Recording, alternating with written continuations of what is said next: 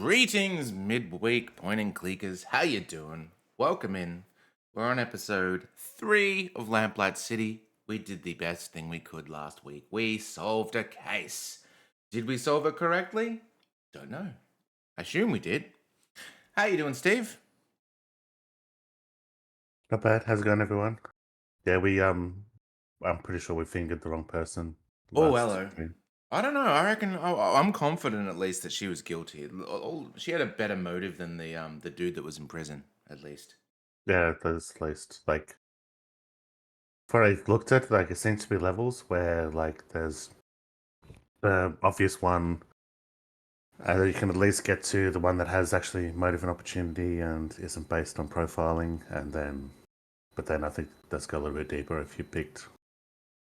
But that's, I guess, a little bit disappointed with, because the idea of oh, you get different outcomes instead of it being fixed storyline. You get different outcomes depending on your choices. I sort of liked, but then it's kind of arbitrary. Like you have to pick specific dialogue options. Yeah, that's the Instead of being one left out. thing we've learned from this is it's not a matter of exhausting dialogue options, but it's about choosing the right ones because you can get locked out. Yeah. So So I mm, was hoping it was going to be a bit like Murderville. To me, is the one successful case I've seen of that, where it's like, okay, it's the format of it with being like two clues, three suspects, and even though it's very hard, mm. you could theoretically do it, like if you observe it enough. It's actually funny you should say that because this it does remind me of Murderville a lot, actually. Um, Okay. Saku, welcome in. How you doing? Have you seen Murderville? There's two versions. There's the UK version and the US version with Will Arnett. Yeah, I've only seen the internet version. Yeah, the UK one is very good too. The UK was the original one. Um, But yeah, I guess it's my turn to It's the give the same format rundown. because you showed me one that was like kind of arbitrary. It was like there was a panel of people competing to guess the end of No. a murder thing, but the whole thing was just arbitrary. I think you showed me an episode of that the same night you showed me an episode of Murderville, US Murderville. It should be the same format. I remember it being identical. Okay. Yeah. It's my turn to do the recap, so feel free to jump in if I get anything wrong. But essentially, what happened is we found from last week the suspect, the only suspect we had last at the start of last week was the boyfriend in that was in prison being accused of the attempted murder of the rich lady. But this time we actually found a motive that indicates that it was actually the daughter because the daughter wanted to go to university and the mother actually sent a telegram, I guess, to the university to exclude her from being allowed entry. However, the stepfather um, uh, sort of what would you say blocked it in a sense. He Yeah, wrote to the sort of saved her. university and said, "Don't listen to this. Let her do it." So there was one motive that she was annoyed because the daughter just wanted to be a botanist basically, and the mother was like, "Nay, you can't do that. What are you talking about, cuz?" So anyway, that was the one thing. But then there was a couple of things actually. I'm gonna sneeze, Steve. If you want to fill in for 1 second. Her research involved electrocuting things, and we found Excuse that me. by electrocuting people, you could. They call it something else other than electrocution, but Mm. electricity. Reminds me of like his Dark Materials a bit with Ethicity or that. something. Yeah, you're right. Actually, it's very similar to his dark materials. Yeah, his Dark Materials, they call it ambaric energy, and you're sort of confused why they do it.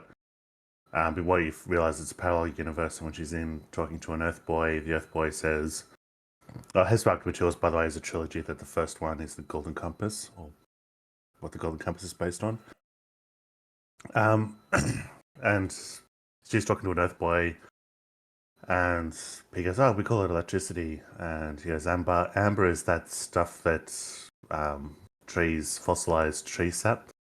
And she goes, "Oh, we call that electrum or something like that." So you realize Mm. that the terms are actually swapped. It's not just that they They randomly call electricity ambaric energy, but yeah. Yeah, so they exist in each world, but just named differently. That's a cool concept. Tongs, uwu to you, or zuwu, if you will. Welcome in.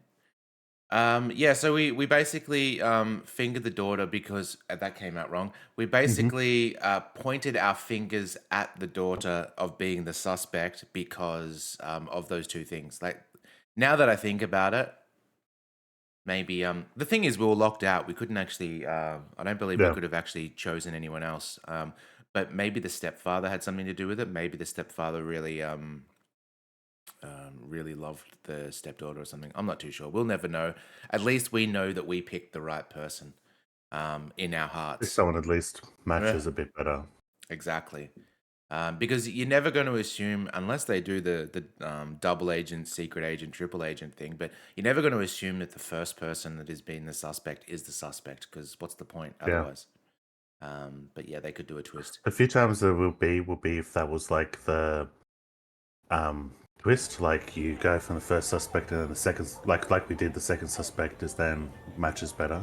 Hmm. But then you come around as you go through, and it's like, oh, the first person actually did have a motive, an opportunity, um, and yeah, that's the ultra secret one theoretically. I don't think it was the case from my glancing at the walkthrough without spoiling anything. Yeah. Was the case with our run, but that's the one case where it's the first person is it comes around after a whole bunch of moving from person to person. Yeah.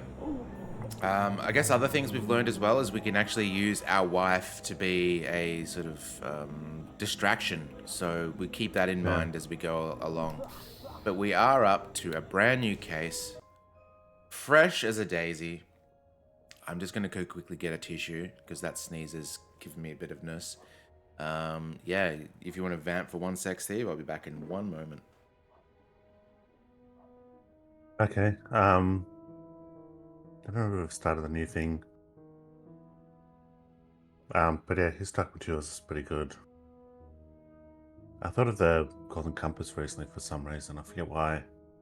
Something to do with an actor or something. I know the guy that plays the enemy bear is the guy from. I looked up the actor from because I recognized him as something. He ended up being the hotel clerk, the guy that runs the Continental in the John Wick films. When I was going through his credits, he was the voice of the antagonistic polar bear in Golden Compass. So I was like, oh, it's him. You talking about Lance Reddick? Maybe that's his name. Yeah, he's the guy that passed away recently. Oh, did he? Yeah. He was also in Destiny Oh, no, no, as. not him. Oh, okay. Um, he's the guy that runs the.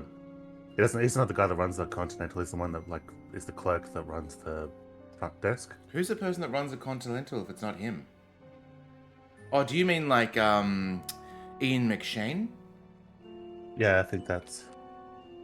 He's the guy from Deadwood. Yeah, Oh, okay, that guy. gotcha. Yeah. Yeah, Ian McShane's great. He's in a lot of things. He even had a one episode cameo of Game of Thrones. Oh, really? Alright. Although it is a shame that it's still a shame that the other guy died because I actually liked him as well. Yeah, everyone loves Lance Reddick for sure. It was a shame. He was even Albert Wesker in the new Resident Evil series, but I think Oh, it was wow. a heart attack maybe. I can't remember, but yeah, he's been in a lot of stuff. The Wire, one of Tongs' favorites. All right, let's see. Who has been murdered today? Let's speak to our wife, Adelaide. She'll have a clue, I'm sure. Let her be for now. Nope. You've got your own things to take care of.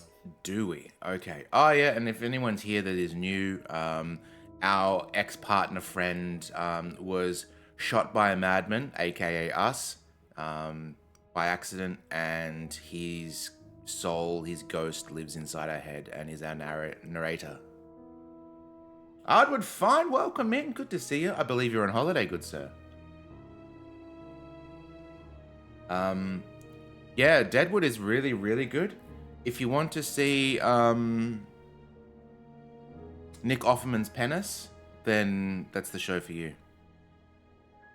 Where are you going? You don't have anywhere to be just yet. Okay. Maybe we just need to go sleep. Who could that be at this time of night? Good question. But Adelaide can handle it for now. I need to take my medicine. You Oh, certainly have your priorities in order. Go on then. Get that bottle of rat piss out of your nightstand and let's get this over with.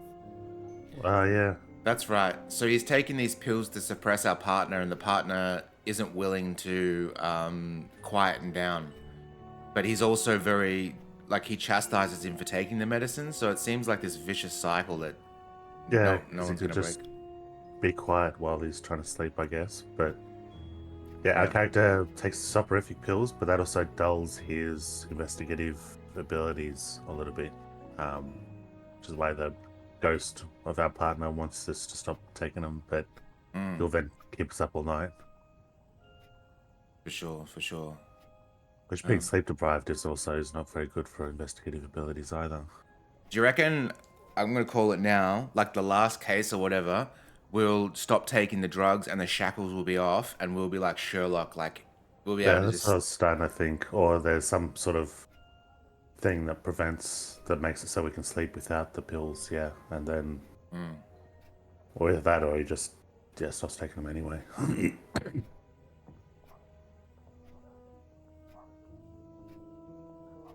Ugh, tastes like the devil's sweat. You could just stop taking it, you know. Bill, now is not the Or time he to... could just let us Miles, sleep. could you come back out here, please? Be right there, dearest. I wonder if there will be a choice where we can decide whether to or not. Yeah, penis Who was balls. that Or at the that could be like, A late night courier. You've got a message from Upton. The Outlaw King, where it's like the big thing you heard about that is Chris Pine's, you get to see Chris Pine's penis. Which I didn't necessarily watch the movie for that, but Oh, yeah. I did not see his penis one time. Oh, there you go. You're on the penis hunt. Yeah. Where's Willie? More Well, I like think it. I wasn't. If I was on the penis hunt, I probably would have seen it, but it's like... But it was weird, because it was like... It means that it's not like he got his dick out and just showed it to the camera. It's like, you might have seen it in a sex scene or something like that, but like... Yeah, I don't know where it would have been. Yeah, not sure. All right, Fordham. This case makes the last one look simple. Meet me at Rowan? Can't read that. ASAP. It's urgent. See Upton. Or Like Cupton. Rowan, yeah, Rouen. Seems this case is rather urgent. She wants me to meet her as soon as possible. But didn't you just take your soporific? Are you going to be all right to go? It won't kick in for another hour or so. Should be plenty of time. All right, I'm going to bed then. Well, hopefully luck, this isn't dear. like Night, Addie. like a Quaalude and we start daydreaming because we didn't go to bed.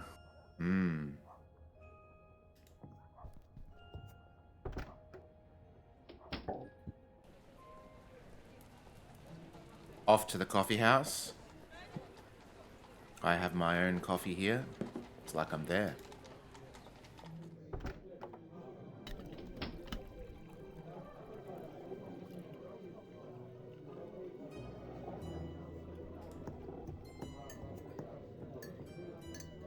Hello, Upton.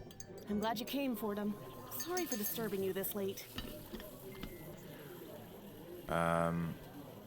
What's so urgent that it couldn't wait till morning? Curious to know what's so important that it couldn't wait until morning. An infant kidnapping in Lyon.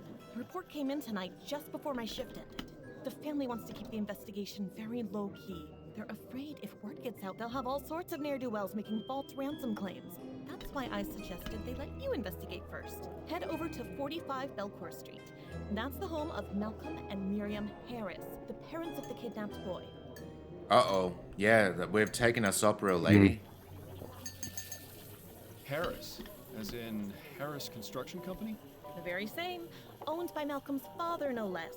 Now you see why they wanted to keep this out of the public eye. Indeed. If they manage to get a new transatlantic airship off the ground, it'll be an aura mine. I can see why they'd make an easy target. All right, I have to make the conscious effort of reading both responses before choosing. Don't worry, Upton. I'll get the kid back before you can say hot toddy. Love a hot toddy. Okay, I'm on it. I'll try and find him as soon as I can. Okay, I'm on it. I'll try and find him as soon as I possibly can. Right. Good luck on your investigation. Come see me again once you figured things out. Or if you just need to talk. I'll be here all day tomorrow as well. So feel free to stop by.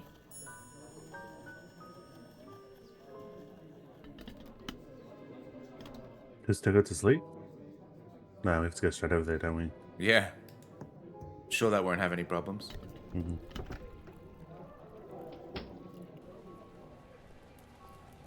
Oh, it's a pacifier or a dummy. Americans, do you call it a dummy? We call it a dummy. Mr. Miles Fordham is here to see you, sir. Very good, Mr. Havelock. Send him up. Yes, sir. I thought that was our character doing a funny voice. Good evening to you, sir. Good evening, Mr. Fordham. I'm Malcolm Harris. I'm terribly sorry to hear about what's happened, Mr. Harris. Thank you, Mr. Fordham. You were very highly recommended by Miss Upton. She said you'd be able to solve this faster and more discreetly than the police. I admit it's a rather unorthodox approach, but we're desperate. I understand. I'll do all I can to find the kidnapper and bring your son back unharmed.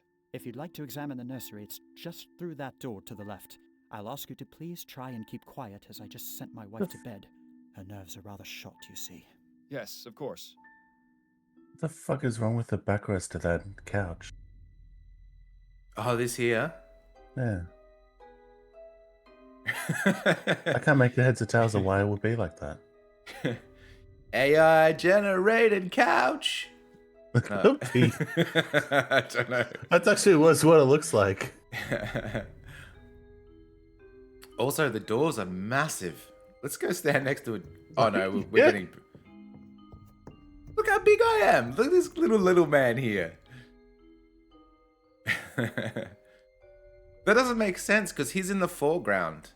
Yeah, it should be bigger. Maybe it's the drugs. Yeah.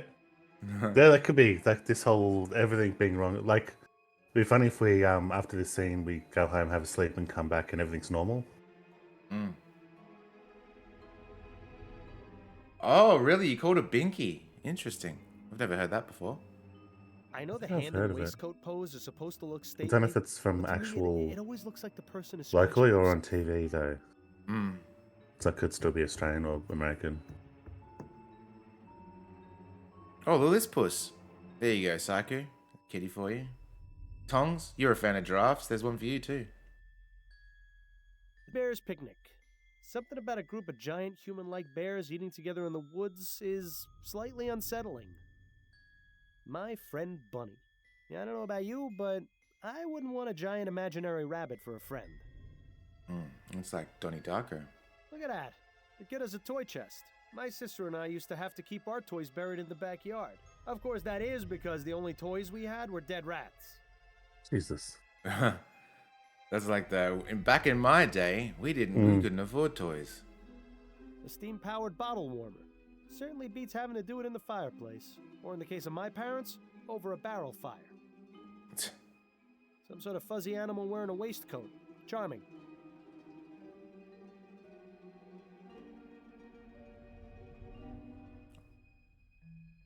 Doesn't look very comfortable. Whoever sits here must end up with a sore backside after a while. Nice view of the garden from up here.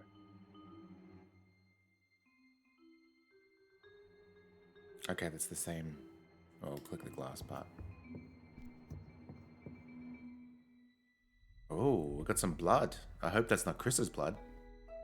Probably won't be another year or so before the child gets any practical use out of those blocks beyond putting them in his mouth. Be careful not to cut yourself, Miles. I don't think the Harris family has ever seen blood that isn't blue. Blue blood. Oh, is that police? Rich people have blue blood. Oh, I didn't know that. Look, you can see the balcony extends all the way around the side of the manor. That would make it rather easy for someone to access this window from the outside. Hope this Evidence is of not what was Chris's smashed sandwich. glass, though. Exciting fun. Interesting. This fabric Oh. looks as though it came from a garment of some kind. Huh. There's a small emblem sewn onto the side of this piece of fabric. It just says SS. Oh, it's a Somebody's Nazi. initials, maybe? Yeah. Okay, so it Some was doing a blood. historic recreation Hmm. of like kidnapping a baby while dressed as a Nazi. Yep. Oh dear. Sleep in the crib. Ah, wonderful. The soporific has started working. Well done, Fordham.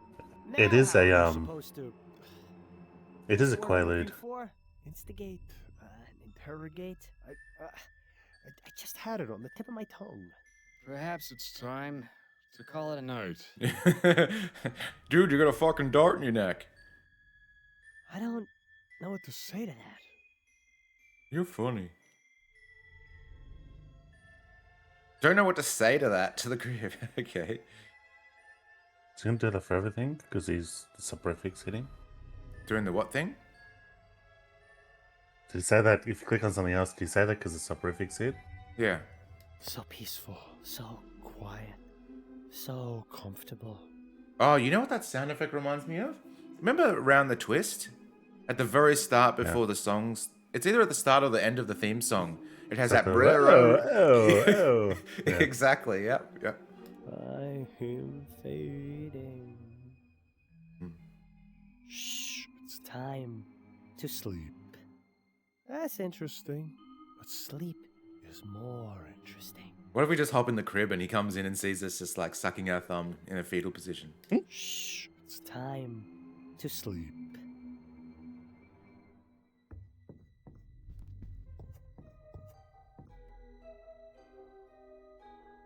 No talking now. He'll know it's all wrong. I am Sleep on the messed up couch. fading.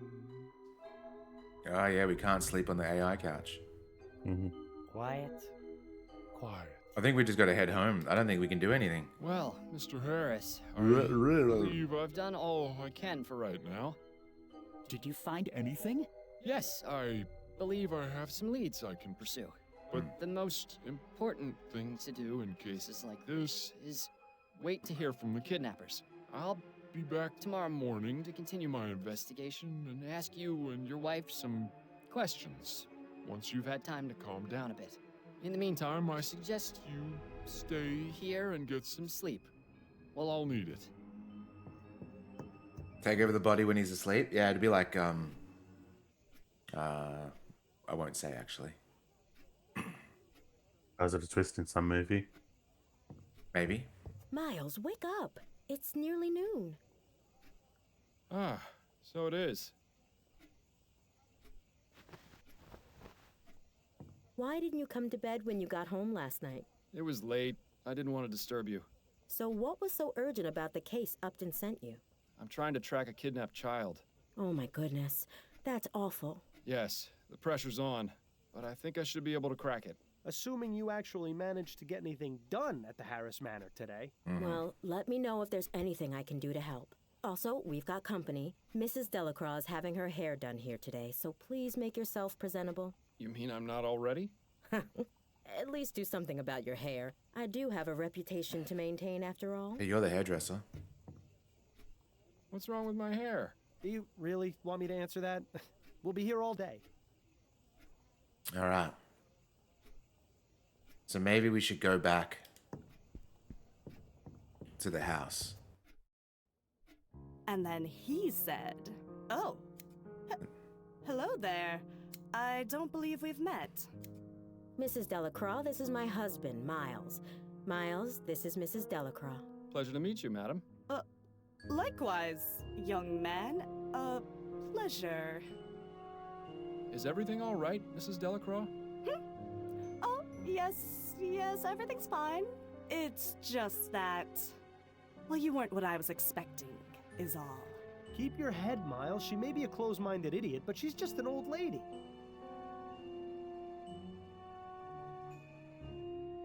Why, I'm not a person of color. Okay. Oh yeah, that's true. Oh, hang on. Let's read before we select. That's... What were you expecting exactly? Well... Now then, Mrs. Delacroix, what was it that you were telling me about Mr. Delacroix and his dogs? Oh, yes. So, Harold came in and said... Impressive. She got off pretty easy. I was expecting a repeat of the Parsons incident. You should give Adelaide a kiss on the way out, though, just to make the old bat feel extra uncomfortable. Yeah, we should. Good old smooch. Addie? Not right now, Miles. I'm busy. We can talk once I finish with Mrs. Delacroix.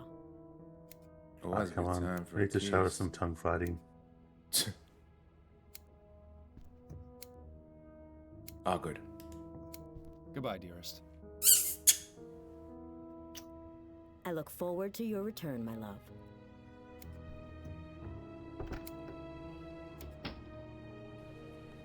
All right. Back to Pacifier Mansion. Ooh. Remind me, Miles, how is finding some rich people's kidnapped baby going to help us track down the flower shop burglar? This isn't about the burglar. We might find a lead. We might find a lead. It's possible we might find a lead to the burglar during the course of this investigation. Really, Miles? Do you really believe that? Anything's possible, Bill. You remember how many times we encountered seemingly trivial matters which turned out to be important later on? Well, if you plan on solving this case, you'll need your full wits about you.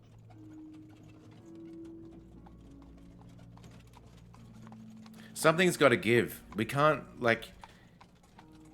He can't keep talking to us so loud and to the point where we have to take drugs if he wants us to do it. Yeah, and he keeps bringing it up to... What's that supposed to mean? What are you implying? I'm not implying. I'm flat out telling you. You need to stop taking that soporific. Adelaide has been trying to get you to stop for months, and Upton already suspects something is amiss.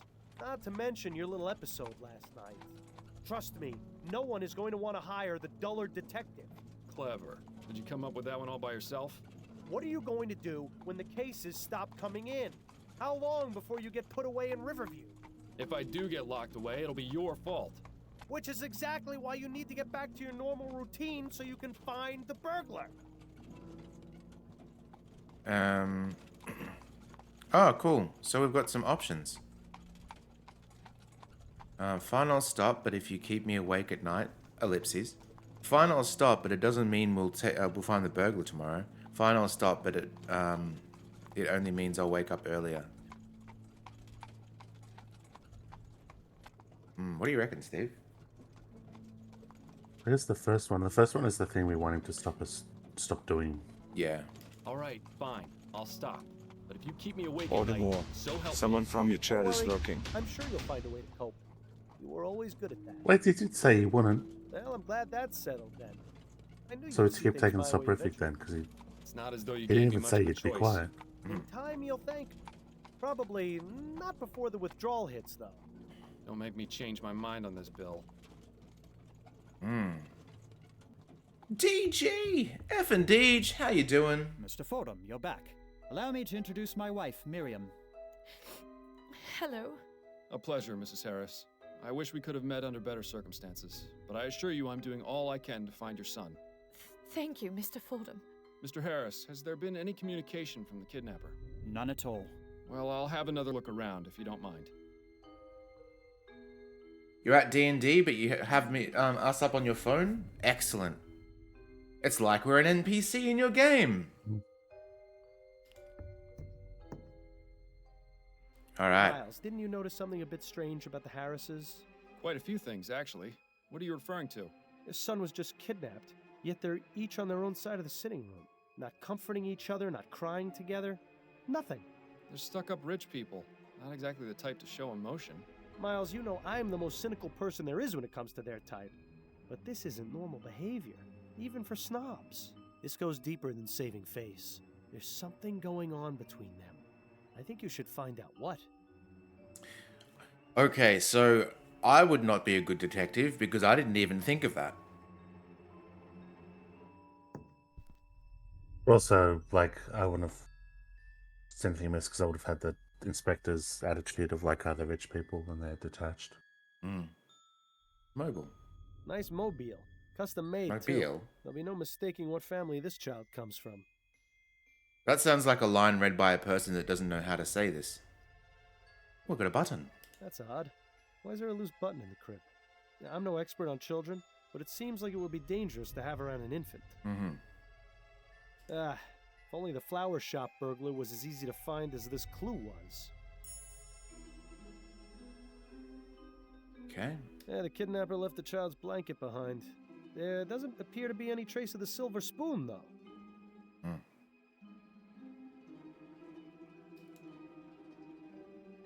Is it saying that rich people have a silver spoon up their butt? Is that what it is? Yeah, like the the proper one is a silver spoon in their mouth, but then Oh. the vulgar one to just be insulting is a silver spoon up their butt. Okay. Now let's have a look during the daytime. Maybe we can see something.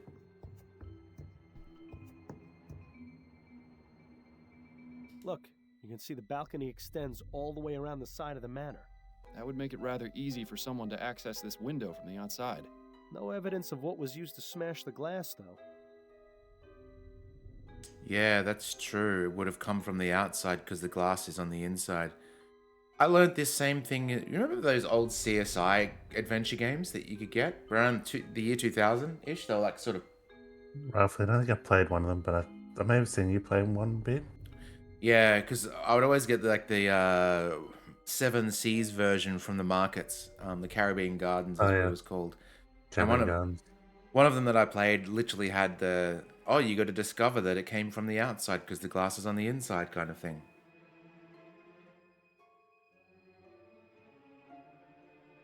Okay, bottle warmer. We didn't check. Look at that.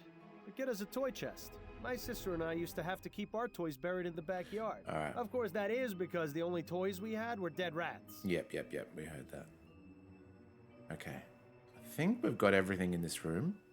Let's go speak to the folks. Maybe we can even go into their bedroom. Let's do that first.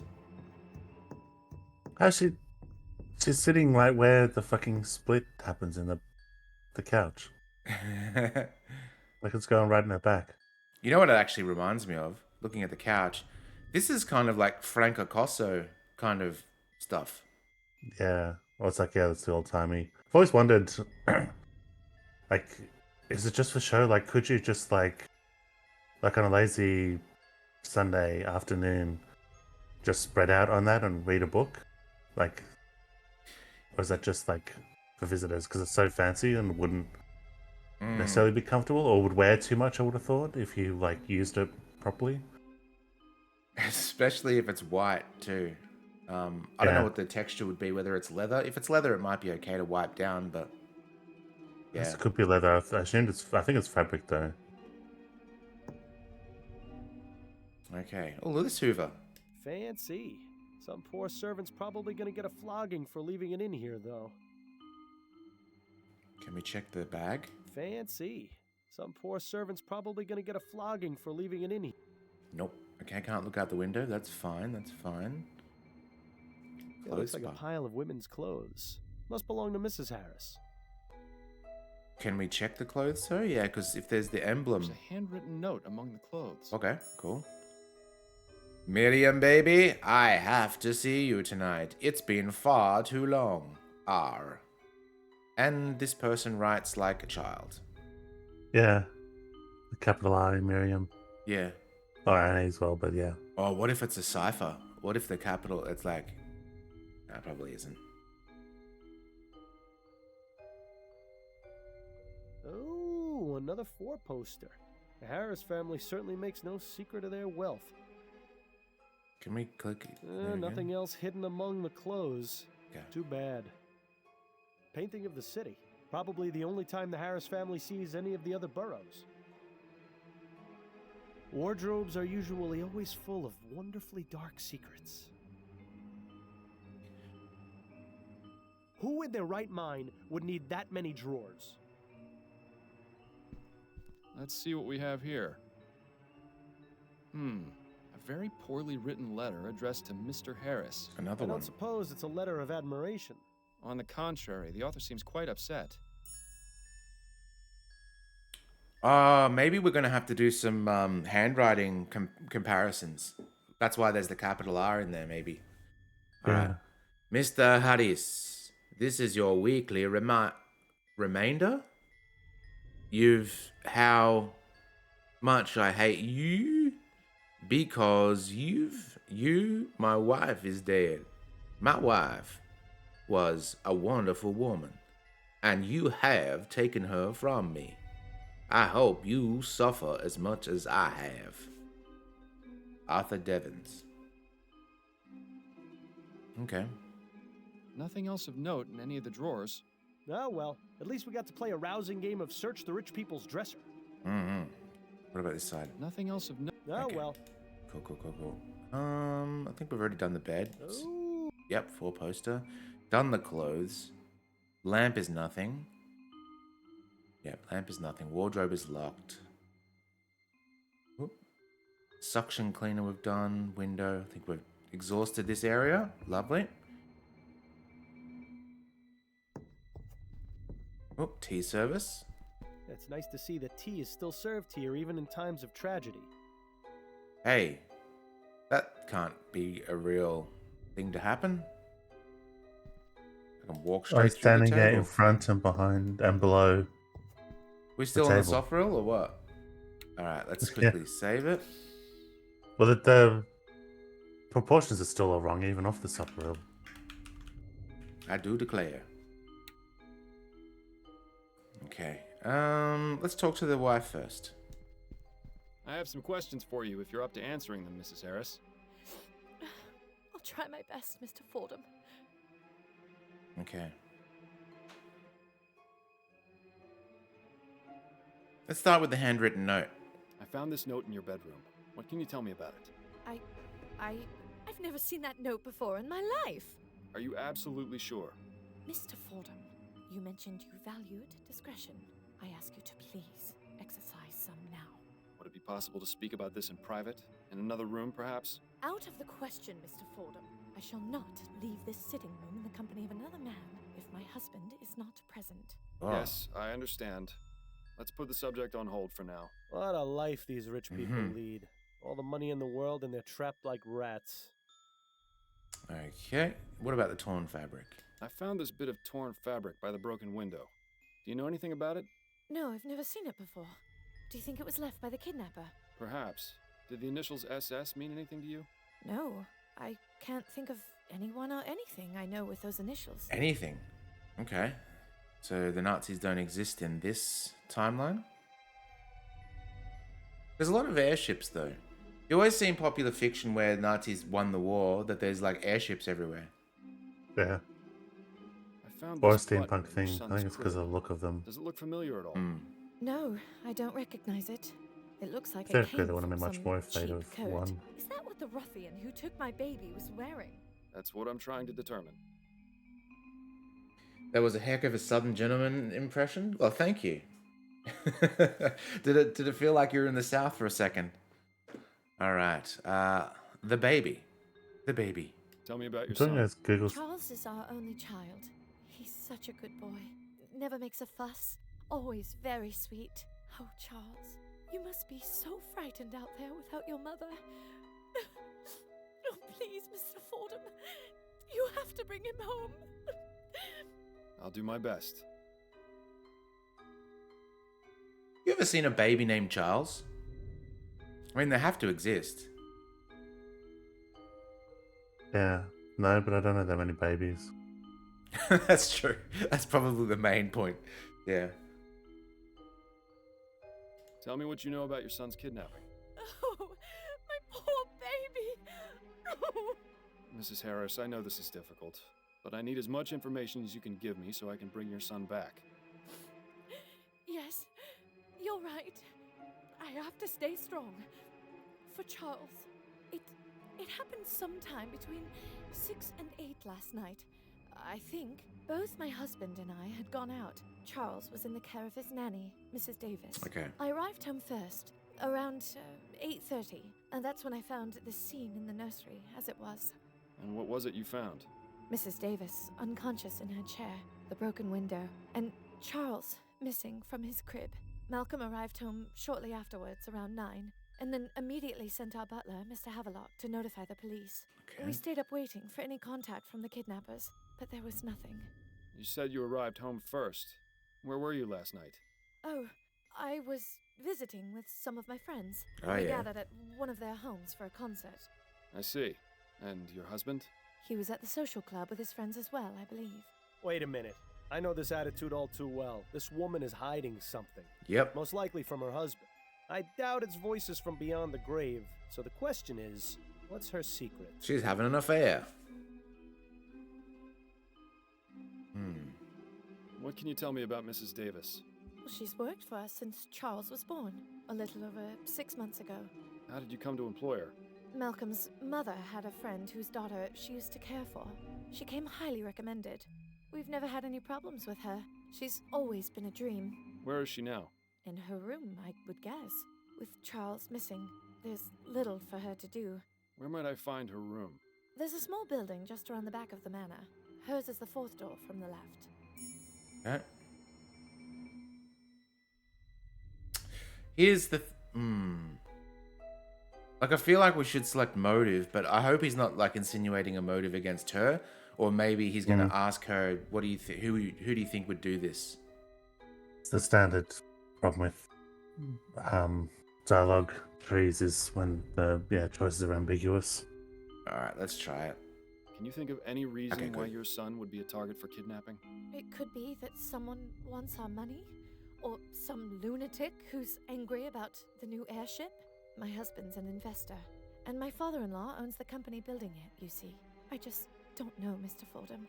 Frankly, the fact that something like this could even happen is just terrifying. Tell me a bit about yourself, Mrs. Harris. Mr. Fordham, my son has been kidnapped and is out there alone, terrified and confused. What could I possibly tell you that would make any difference to you finding him? I suppose you're right, Mrs. Harris. My apologies if I upset you. Great. That's all for now, Mrs. Harris. Very well. God forbid I ask you about you, so I could maybe get some insight of who you may know. Alright. Mr. Harris. I have some questions for you, Mr. Harris. Yes, of course. Angry letter. I found this letter in your bedroom. What can you tell me about it? You went through our things? I'm a private investigator, Mr. Harris. It's part of my job. Of all the insolence! You're upset, I know, but do you want me to find your son or don't you? Yes, of course I do. Whew. That letter was sent to me by mistake. It was written to my father. Well, if you can even call that writing. Have I ever mentioned how much I hate rich people? Because I really hate rich people. Your father. Doesn't he own the company building the new airship? Yes, that's right.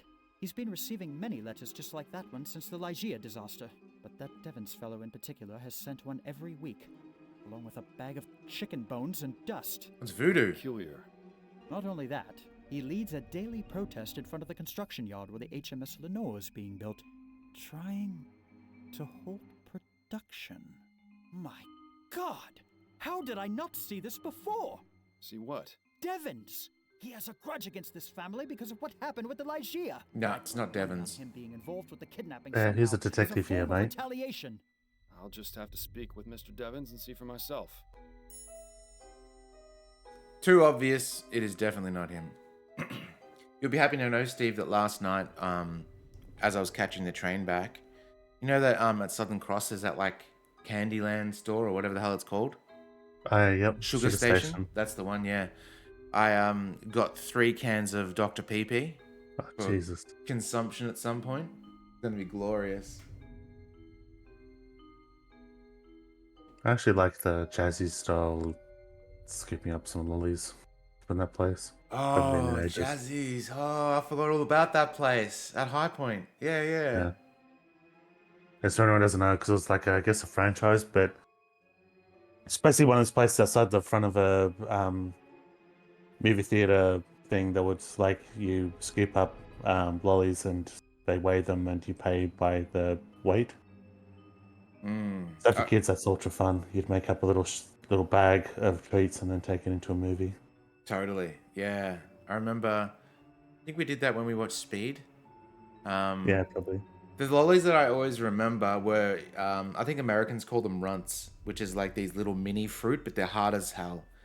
And as a little boy, I broke my, like a baby tooth on one of the banana ones because they were so hard. I still remember having like a lot of the big ones, and then even though I wouldn't do it as an adult, because you'd be getting a little bit of everything, and I just remember there being like little tiny bits of candy floating in amongst the normal pieces, like because they'd have like little, I guess, pebbles or something like that. Yeah, that's just like this huge, awful mismatch, but it'd still be fun to eat them or watching a movie. it's weird now because I don't think I'd ever do it, knowing that, you know, as an adult, I know about germs now, and knowing how kids love to rummage their hands through those lolly bins. Yeah, Yuck. I suppose so. It's like I how still wouldn't. mm. I guess sometimes I still get it chalked up anyway, but Oh, there's a thing always. where, like, the first time you get told of, like, why do you need to eat at a movie theater? Mm. And once you have that realization, it's like, why do you need to eat at a movie theater? And It since might be a then, I've comfort mostly- thing or something. I'm not sure. But you're right. Yeah. But I have the tradition. I always, like, it's mandatory to get a chalk top, and I have the thing that Yes. you open the bag of the chalk top during the trailers, and then you eat it as soon as the movie starts. Because I no one still wants. do that, especially at a certain movie theater, because it's sort of tradition. But then most of the time, you finish the chalked up before the movie starts anyway. Yeah, and I'm okay with that because you don't want to interrupt people eating. Watching. Like opening up a Watching, yeah. bag at the start of the movie where it's just so horrible. We've got a raid. Ripple, how you doing? And Ripple crew, hope you're doing well. How's it going, everyone? We are playing through Lamplight City again. We're onto a new case, so it's pretty exciting. Pretty exciting. Speaking about the movie theater experience, one time we went to go get Lisa and I went to go get pizza, and then go see a movie. But they took their sweet ass time making the pizza, so we were running late. So we asked to take the pizza to go, and then I had to try and smuggle in a full large size pizza into the movie theater because they're a bit funny bringing food in. And so it was this perfect heist thing where Lisa showed the tickets and sort of did the misdirection, and I did a pirouette to hide the pizza box as I walked past them. It was glorious. Very cool. Ripple, you were playing the Meet the Neighbors. That's not my neighbor. You're my neighbor. I can't remember the name. Yeah, still got to check that out. Looks cool. This case, we're doing a kidnapped baby. We're trying to find out who did it. I found this bit of torn fabric by the broken window. Do you know anything about it? Looks like it came from a piece of clothing. Possibly a jacket. Did the initials SS mean anything to you? Maybe? I can't really say. You'll have to excuse me, Mr. Fordham. I've got quite a lot on my mind right now. Oh, that's if I can dodgy. think of anything, I'll be sure to let you know. Maybe it is the parents' thing. Maybe it is like the Limburg baby. Or like the parents are Nazis, practically. Oh, I just thought of a movie that has a similar plot to this, but I can't mention it because I don't want to spoil it. Great movie.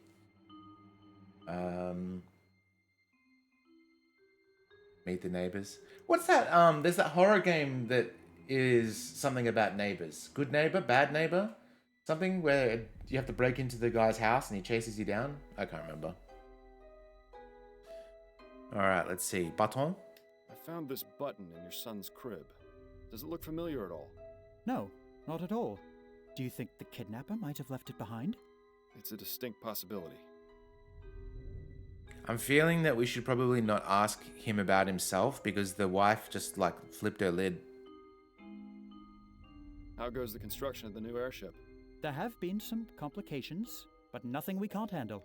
Could you be a bit more specific? That's the one Well, I define. I already told you about the trouble with protesters at the yard, and we're blocked pending Royal Maverick's review of the safety regulations for the prototype etheric diffusion engines. Agitators and red tape aside, we should still be on schedule to have the Lenore finished and in the air by the end of the year. But really, Mr. Fordham, what the deuce does this have to do with finding Charles? He has a point, you know. Oh, great. Tell me everything you can about the kidnapping. I don't know much. I was out last night while it happened. Where had you been previously? I was out with friends. My wife can verify the time I arrived home. Jeez. It seems hiding something from your fantastic. spouse is an activity both Harrises partake in. The baby. Tell me about your son. Charles is a good boy. Very quiet. Miriam had wanted a child almost from the moment we married. You know how women are when they have their hearts set on something. I saw no need to rush, but Nice to know you're not the only one. Hey, Miles. the first 2 times Miriam was with child, she suffered some unfortunate accidents. She was devastated, as you can imagine. So when Charles finally came along, he turned out to be quite a blessing. I can't imagine what sort of depraved madman would take him from us like this. You must find him, Mr. Fordham. I intend to, Mr. Harris. We're just going to end the conversation. Those are all the questions I had for now. All right. It feels dirty leaving conversation choices, there, but what can I say? All right, French The Harris doors. family certainly has a nice view from which to look down upon the world. I wonder if they use the balcony to give speeches to the gardeners. That's right. We can actually go into the garden, I believe, and speak to the help. I wouldn't get too close, Miles. That vase is probably worth more than your entire building. Vase. What is this vase business? I'm sure the only location the Harrises care about is wherever they are at any given moment.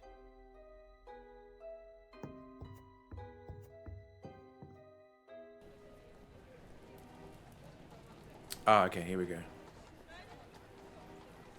Mrs. Davis's quarters. Oh, she's a lot older than I thought she was. Come in! Good day to you, ma'am. I'm Miles Fordham, a private investigator. I'm looking into the kidnapping of Charles Harris. Are you Mrs. Davis? I am. Oh, bless the spirits. They've sent someone to help at last. Okay, let's look through her shit first. Another Harris hand-me-down, no doubt. You'd think they would have washed it first. What? Seems like that boiler's the only thing in here that's less than 10 years old. Gran had a teapot that looked like this, Steve. Do you remember? I don't remember the particular teapot. My mother had a pewter teapot as well. Always made the tea taste funny. The Harris family doesn't seem to hold the comfort of their servants in very high regard. I think a bed of nails would be an improvement. I'm surprised they didn't say They're oh, all back books in. on spiritualism and the occult. Mrs. Davis doesn't seem to have many other hobbies. The occult, eh? Is it a sacrifice? Pretty distinguished-looking gentleman. Handsome. Good fashion sense. Wonder who he is. Her Majesty Queen Jessica. This was clearly painted a long time ago. It's a spirit reaching out to a very frightened man. Hang on. Possibly the fakest-looking photo I've ever seen. So she's into the occult, and there was chicken bones and dust. Yeah. That chest is full of undressed dolls? What the hell is wrong with this old bat? You don't have a chest of undressed dolls? A boy taking a nap under a tree while his dog runs around in the distance. That brings back some good memories. I have some questions for you, Mrs. Davis. All right. Tell me about the kidnapping of Charles Harris. Oh, dear. May the spirits forgive me. I feel so awful. Charlie was my responsibility, and I failed. Mrs. Davis, that is beside the point. What's important now is finding him and bringing him home.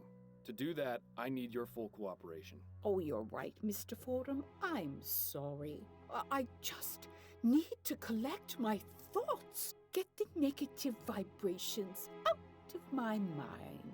Oh, so she's Now, crazy. What specifically would you like to know? Time. What time did the kidnapping occur?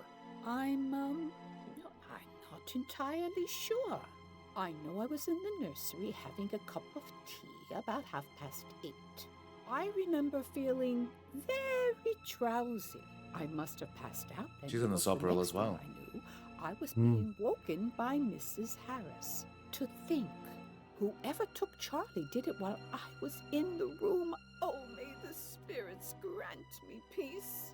Do you happen to take any sort of sleep medications or soporifics? Oh, dear me, no. Those types of drugs cloud the mind and make it impossible to tune into the ether. You say that as though it were a bad thing. I beg your pardon? Apologies, I spoke out of turn. Wait, she doesn't sense a ghost following us? Yeah, that's true. It's like when you get the reality TV Yes, show right. of the psychic that is on there as well, and they can never guess right. Yeah. I'm looking at you, The traders. traders, yeah. Mhm. Can you think of anyone who would have wanted to take the child? Well, I'm not one to gossip, but I am quite sensitive to the energy and vibrations that people give off. Oh, yeah? I get the impression that Mr. and Mrs. Harris aren't very happy in their marriage. Ah, come on. Anyone could have picked up on that. Anyone except you, that is. Mr. Harris likes to stay out late and not take his wife with him. I can't remember the last time they went out together. I don't know what he gets up to, but it's possible he may have made some enemies. Okay. Can you think of any reason why someone would want to kidnap Charles? It might have been for money, but last I heard, there was no demand for a ransom. I honestly don't know why this happened, Mr. Fordham. I just hope you find the poor child. He must be scared to death. I found this piece of torn fabric in the nursery. Does it look familiar to you? No, it doesn't. I'm sorry. I found this button in the baby's crib. Do you recognize it? Why, yes. That's one of Barney's eyes. Okay. Barney. Charlie's stuffed bear. It's his favorite toy, a gift from my friend Linda. I didn't find a stuffed bear in the nursery. Then whoever took the baby must have taken Barney as well. Oh, at least the poor thing has something to comfort him. Bless the spirits. So they're giving a baby in a crib a bear that has button eyes. Mm. That seem right? Doing it's like a choking hazard. Mm-hmm. Linda. Who is Linda? Mrs. Linda Walker. She's a good friend of mine. As I said, she gave me Barney as a gift for Charlie. Can you tell me anything else about her? Oh, she's a lovely girl, very much in tune with her spiritual nature. I greatly enjoy my conversations with her.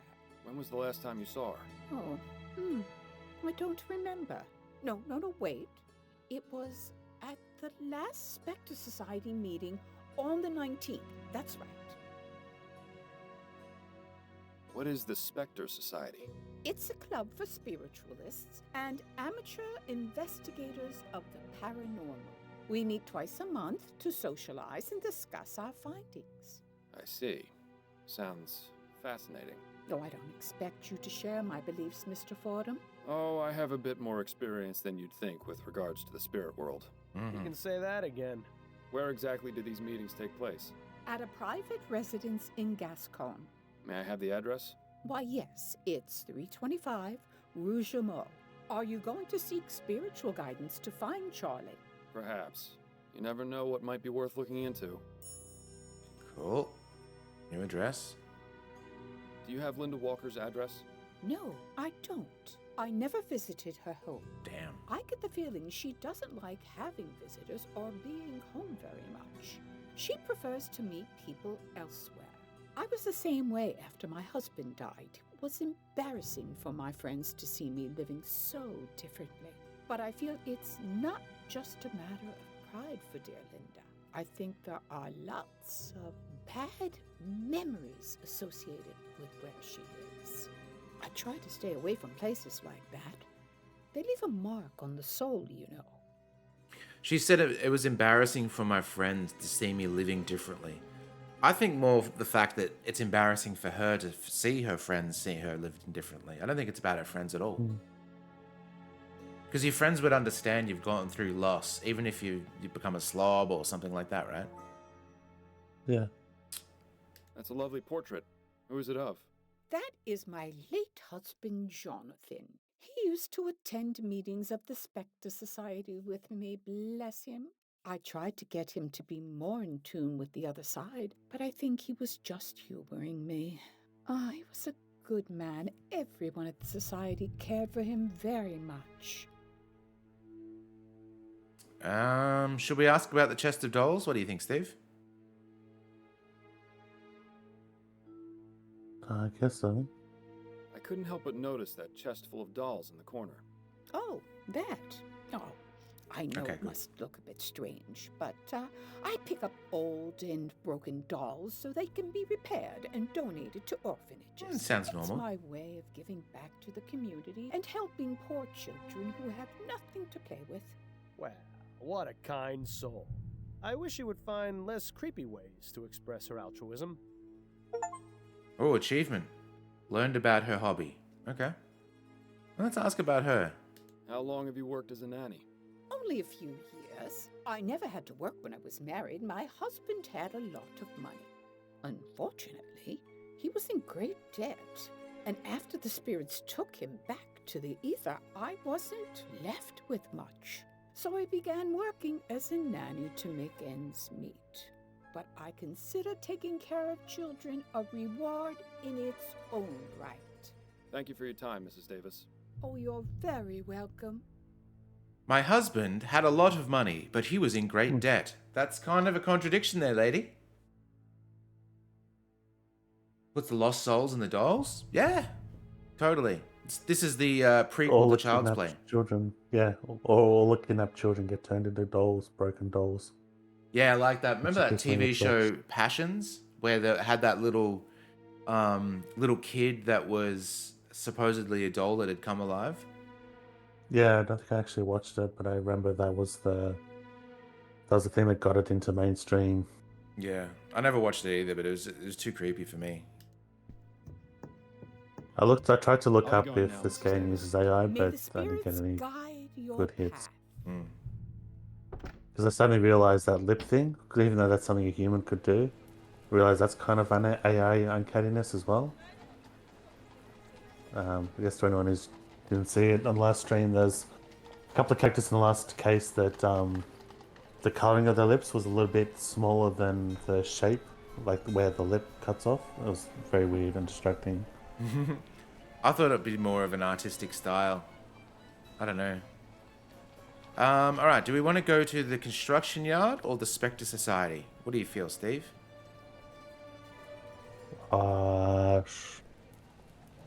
Back to society. All right, cool. Why do I know about passions? Oh, we know. We know. This is like Gabrielle Knight. Too dark to tell what's inside. You must enjoy the somber atmosphere. Next, that would have been an American show, wouldn't it? Yeah, it was. Yeah. Yeah. Too dark to. It's similar to Yes. When on Jump May I Street help must you? have been on somewhere. I never watched it until there was that string of episodes about the serial killer, and that got everyone watching it, and then back to no one watching it again. I've never seen it. Only the Oh, really? only the movie, like the new one with Oh, what's yeah, his the name new and one. what's his name. Yeah, there was an episode that just got. It must have been like a jumping the shark thing, but it was like there was a serial killer, and this girl at the end of the episode shoots him with a shotgun, and she has a one-liner before she does it. It's not like it's not a punny one, but it's just like eat this bastard or something like that. And I remember me and my stepbrothers, we watched it, never having seen an episode before, but that with that ending, me and my stepbrothers were just like, yeah, and just like jumping across the walls. Watch the next episode, boring. Next episode, boring, and then it's like, okay, it's gotta go back. And then I remember the serial killer, despite almost like a horror movie sequel, despite the fact the serial killer was obviously dead, he comes back at one stage. So they realized he was getting high ratings, I guess, but it wasn't enough to bring anyone back in.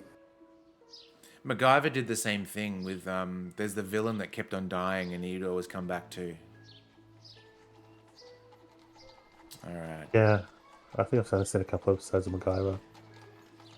I'm Miles Fordham. I want to ask you a bunch of questions. Hello, ma'am. My name's Miles Fordham, and I'd like to ask you a few questions. Are you with the police? No, I'm a private investigator. I'm terribly sorry, darling, but I simply don't have the time right now. Perhaps if you come back next week, I'll be able to answer your questions then. I'm interested Remember in that? Have you seen that? I forget how it was, either animated or I think it might have been puppets. It wasn't Thunderbirds, it was much newer. But it's like a James Bond spy team that goes off into wondrous things and saves the world over and over again. And each episode, the main character would die every single time, and he'd be back for no reason. It's like the South Park? No, South Park. South Park did that with Kenny, right? He always got killed. Oh, there's Kenny, yeah. No, this is like not as much of a comedy. I guess it was supposed to be a comedy, but yeah, it's like a James Bondish. Never heard of it. But yeah, the intro had like a bunch of illustrated paintings where it's like the main character being killed by multiple things.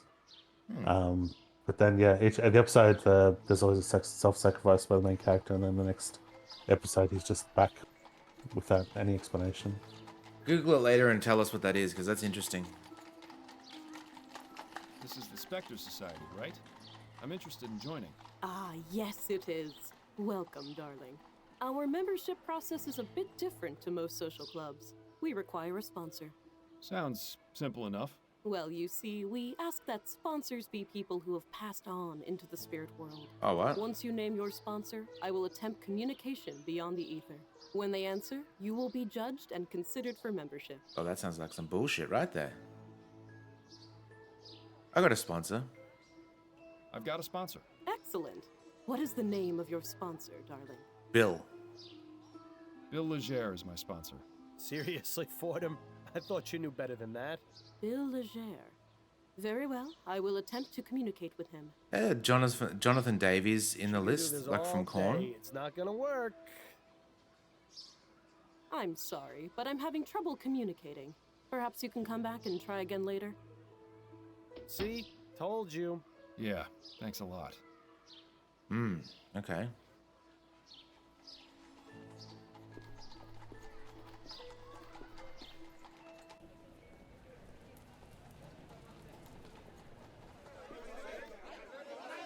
Murderers! We say to Harris and his cronies, no, we will not stand for this. Is that? Too many have died to allow this to continue. Steam tech must be stopped. Too many have died. I wasn't shy about making an opinion known. Sounds like a crowd indoors, not outdoors. Steam machines. They take our jobs. They take our families. Pardon me, are you Arthur Devons by any chance? Yes. Who are you? Miles Fordham, private investigator. Could I ask you a few questions? Guess so. Yeah. Can you tell the crowd to shut up, please? Threatening letter. You recognize this letter, Mr. Devons? How'd you get that? That wasn't meant for you. I found it at the home of Mr. Malcolm Harris. He tells me you've been sending quite a few of these to his father. Me and everyone else would had someone killed by that devil machine. I'm not the only one, you know. Perhaps not, but he told me you were the most persistent. I'm being gaslit by AI right now. I'm trying to look up the thing and it says, I basically said spy show, because show where main character dies every episode was misleading because it gets translated different ways. Mainly the forums about shows where the main character dies and the show keeps going on.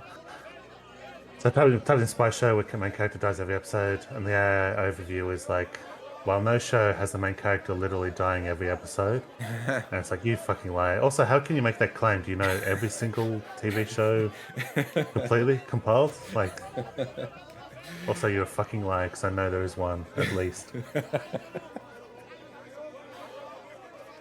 have you got against the Harris family? Family? Don't know nothing about the family. The only one I got a problem with is Clyde Harris, the one who owns this yard. He's just like all those other rich bastards with their heads in the clouds. The man don't care about the dead. He just wants to make as much money as he can. I'm just trying to make him realize how wrong he is. This guy sounds like, now I don't watch South Park, but from my memory, he sounds a bit like Stan's dad. Okay, You know I'm anything gonna about see. the kidnapping of Charles Harris? Charles Harris? Who's that? Clyde Harris's grandson. I didn't even know we had a grandson. I can't believe someone with a grandkid, a family, would want more flying death in the air. How many more people have to die before someone realizes that steam machines are evil? People will kill their own mams for a crown these days. Mr. Harris told me you send a bag of chicken bones and dust along with your letters. Why is that? Chicken bones? Dust?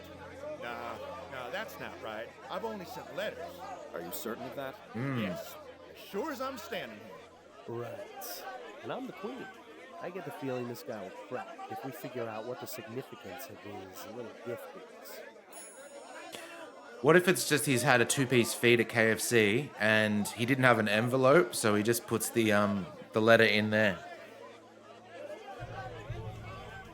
Why are you out here protesting? Because what Harris Construction is doing ain't right. I lost my wife in the Ligea crash, and I'm not the only one, neither. Hundreds of people were affected by that disaster, and now these bastards are making another airship.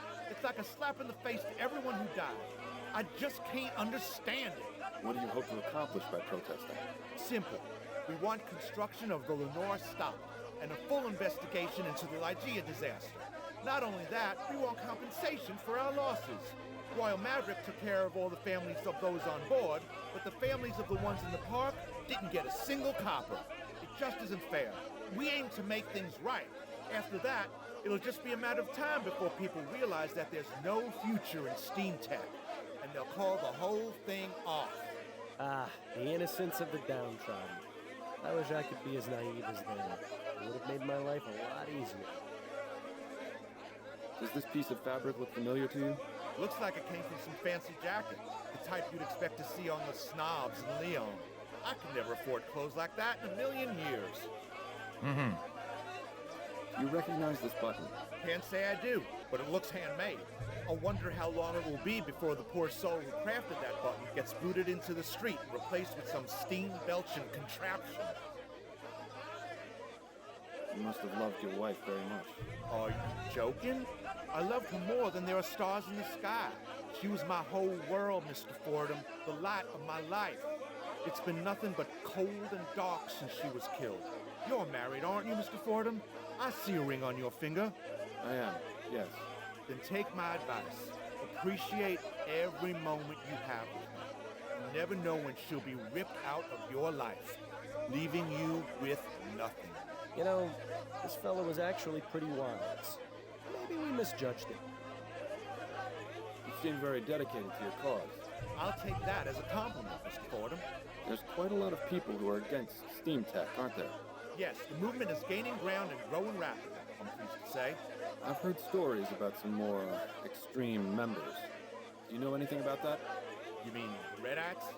Sure, I've heard of them. Even met a few. But if you think I'm telling you anything else beyond that, you're sorely mistaken. Are you a member of the Redites, Mr. Devons? No. I prefer more peaceful methods of making my voice heard. Now, if you don't mind, I think we should drop the subject. Good day to you, Mr. Devons. You too, Mr. Fordham. I said good day, sir. Don't these people have jobs they need to go to? But the way this gate is set up, I think trespassers should get an award for being able to breach the fortress. Elect Hart Leroy, the man of the people. Thank you, Tongs. Preaching to the choir around here. We won't stand for this injustice. Now that is an impressive piece of machinery. All right, let us get out of this noise. And thank you very much for giving Rips a shout out. For sure. Whew. My ears are ringing from the silence. In fact, I think we might be able to do... Let's see. How did we do it last time? I think there's a clip shout out we can do, Tongs. I think it's... Is it exclamation SO then the name? Can't remember. Alright, let's go talk back to Davis's quarters and then talk about how we couldn't get into the club. Hello again, Mr. Fordham. Did you hear? The Harrises got a note from Oh, the kidnapper. sweet. I didn't hear. When was this? Oh, not long ago. Within the hour. You should go see them about it. Thank you, Mrs. Davis. I shall.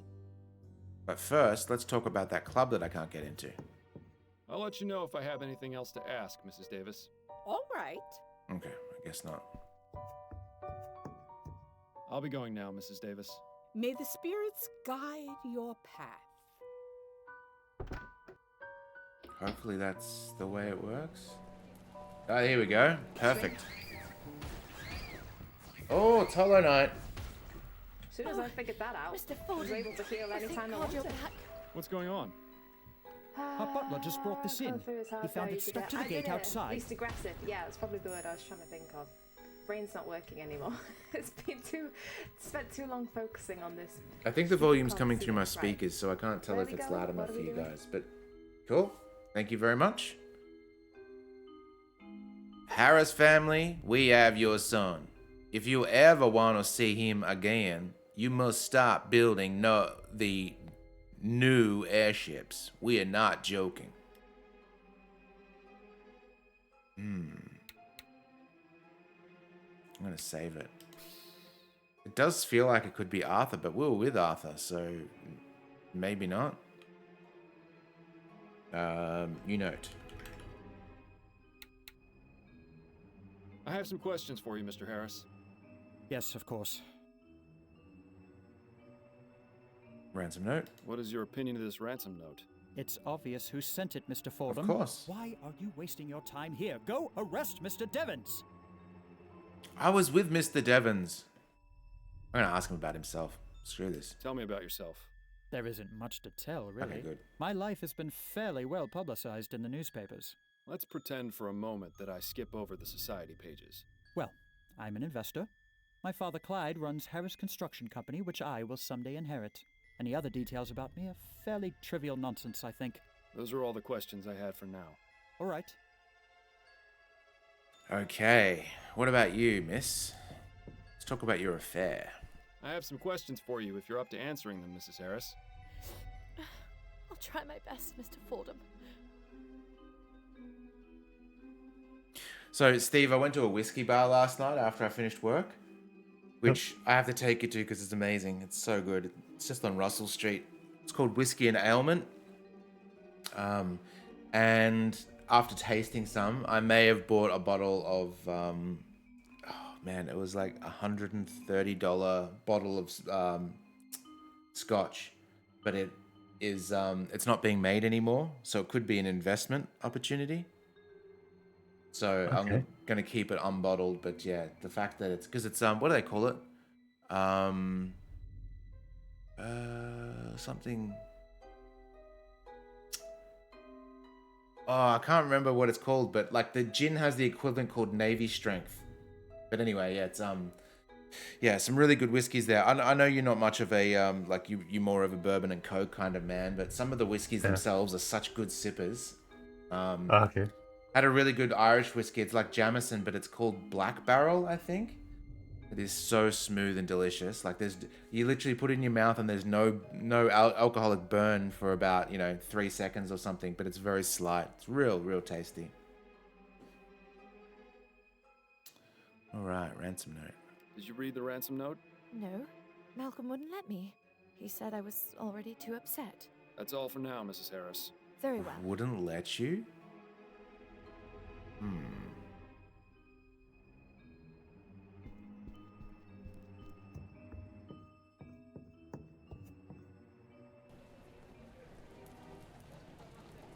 Okay, let's go back to the construction yard and confront... Oh, I don't like being... Clyde Harris has no concern for the people who died aboard the Lydia I wonder if there's a way. or their Let's... families. The only thing that matters to him is lining his pockets with the misery of others. To this we Voice. say no!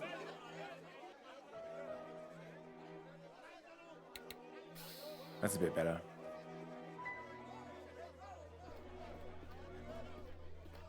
Mr. Devons? Yes? Mr. Devons, can you tell me about this note? I've never seen that before in my life. Are you sure about that? Absolutely. It's as I told you. I had nothing to do with that boy's kidnapping. I didn't even know he existed until you told me. Remember? Yeah. And that note conveniently showed up right after you had that conversation. Let True. him stew in his own lies. His unique way of spelling is all the evidence we need to tie him to the note. Very well, Mr. Devons. Forget I asked. Good day to you, Mr. Devons. You too, Mr. Fordham. Okay.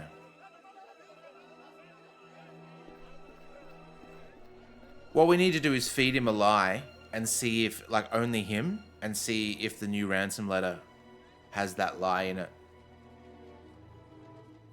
Alright, let's go home and speak to our wife and get some... Ah, home at last. Hello, Miles. Adelaide, how you doing? Tell us. What do you need, dear? You weren't kidding about business picking up. You're averaging what, about 3 appointments per day? More like 5. I told you, debutante ball season's busy. Doesn't it get tiresome? Not really. You'd be surprised at the sort of gossip I hear from my clients. I don't know what it is, but they just open up to me and tell me all kinds of personal things. You sure you don't want me to give you a trim? Yeah. I've even talked about stealing a child from a rich person's house. Compliment her? Can we? Is it going to be a cheesy pickup line? I'd forgotten how good you are at écarté. You absolutely destroyed me the other night. As I recall, you used to hold your own pretty well. We should have another match soon. That way I can hone my Oh. skills. Yes, we should. The As long as you can soporific. concentrate, I'm sure you'll get as good as you used to be. I'll flog you next time. Yeah. I can't believe the nerve of that narrow-minded old cow. Who, Mrs. Delacroix? She's actually one of my nicest clients. I don't know how you can tolerate her. If I were you, I'd strike her off my list. If I did that for every one of my Yeah. clients who thought the same as her, I'd be out of a job. That's just the way it is. Maybe so, but it doesn't make it any less infuriating. Strike her across the puss, a knuckle sandwich to set her back into her place. Have you ever heard of a group called the Spectre Society? I think I had a client once who mentioned it. There's some kind of spiritualist group, right? So it would seem. I don't really know anything else about them, sorry. Damn. Let's ask our wife about herself. How are things going with you? I'm a bit worried about some rumors I've been hearing. Oh? They're saying it won't be long before automated hairdressing devices are available to the public. Once that happens, it's going to be tough for me to keep getting jobs. Automated hairdressing devices? How would those even work? Do they read your mind? Doubtful. More than likely they'll have some kind of settings or just give everyone the same type of hairstyle. I wouldn't worry too much, Addie. You're the best hairdresser in town. I doubt people will place their trust in some contraption over you. You underestimate my clientele, Miles. They're mostly all rich socialites whose hobbies are buying the most expensive and modern things just to outdo their peers. They'll be sending their servants to line up for days before the things are released. Perhaps, but they'll come running back to you once the machines stop working. You'll see. I certainly hope so. I'll let you get back to your book. This almost feels like a wink and a nod to the audience, like about AI. Let's see. Anything in here? Yes, the bottle is still in there. But you'd better not back out on our agreement, Fordham.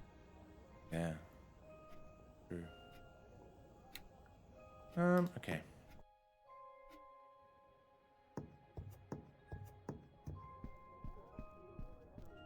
I shouldn't be gone too long. Give my regards to Constance. Constance. Ah, yeah, up. Oh, we should actually speak to her. Go to the coffee house and have a chat.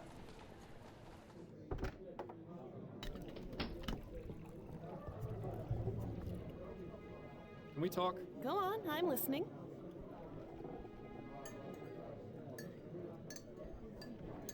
How's work going? Hectic as usual. Crime in this city seems to be getting worse and worse every day. I suppose that's the price of progress. God help us if they ever actually discover that ethericity stuff then. Things between you and Adelaide getting any better? I'm really not sure. They haven't gotten worse, but things haven't been the same between us since Bill died. Well, you need to figure things out, or everything is just going to explode in your face one of these days. Thanks for the vote of confidence, Upton. I'm merely speaking from experience. If I'd seen the warning signs of Harold sooner, it would have saved me quite the headache. At least your marriage seems like it's still worth saving. Okay. Other case? What's the other case you mentioned? The one you said was a higher priority. Well, it seems we might have a mass murderer on our hands. Oh, cool. You don't say. That's right. I didn't say because I shouldn't say. But so far, we've had 3 murders with a very similar MO in the past 2 months. Snelling is trying his hardest to keep it under wraps since the newspapers already caught wind of the first 2. I don't envy the department there. I'm happy to stick with the missing persons and domestic disputes. Okay. Let's review the case. Can we go over my current case? Of course. What have you got? I found this torn piece of fabric at the crime scene. It's got an emblem with some initials on it.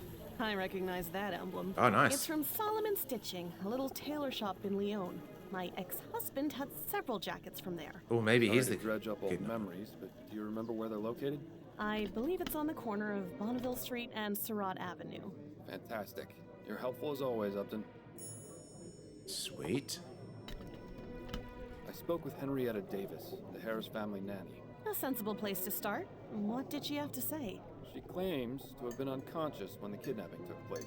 She must be an extremely heavy sleeper. I don't believe so. The way she described it made it sound like she was drugged.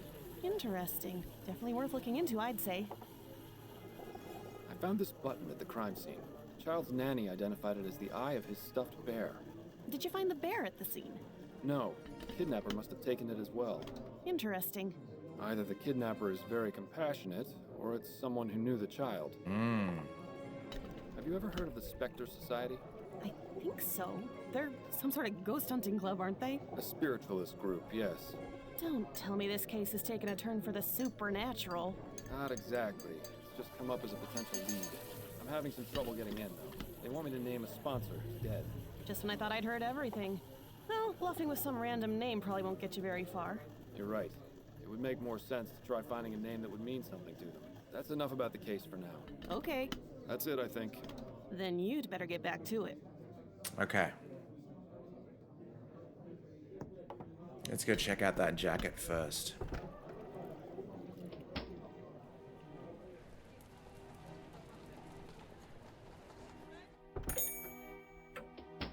Good day to you, sir. Welcome to Solomon Stitching. I'm Jonah Solomon. Please let me know if I can help you with anything. Isaac Samuels, the Prime Minister who freed the slaves. They say even his enemies wept on the day he died. I sure hope I get to meet him someday. It's quite the selection, but I doubt the typical This clientele version of of, this place buys off the rack. Lincoln? This guy has been in business forever. That coat is so dull. I always prefer the ones with a bit more color. The design of that coat looks awfully familiar.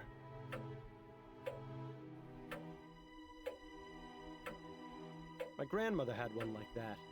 I think it was meant to be relaxing, but it always felt like my time was running out. Now that it has, well, it actually is relaxing. Go figure.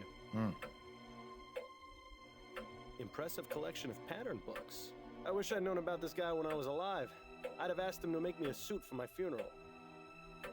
Judging from the position and the lock, this is likely where Mr. Solomon keeps his money. That cloth will be a garment soon. A vest, by the looks of it. Or maybe I'm completely wrong, and it's a treasure map.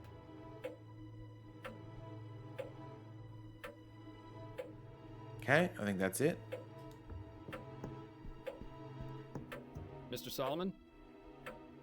Yes, sir. How may I be of service? Oh, let me guess. You're looking to replace that old coat. It looks like it's got quite a few stories it could tell me. You should listen to the man, Miles. He clearly knows what he's talking about. Not today, I'm afraid. There's still a few more stories it has left to tell. Actually, I was wondering if I could ask you a few questions. Questions?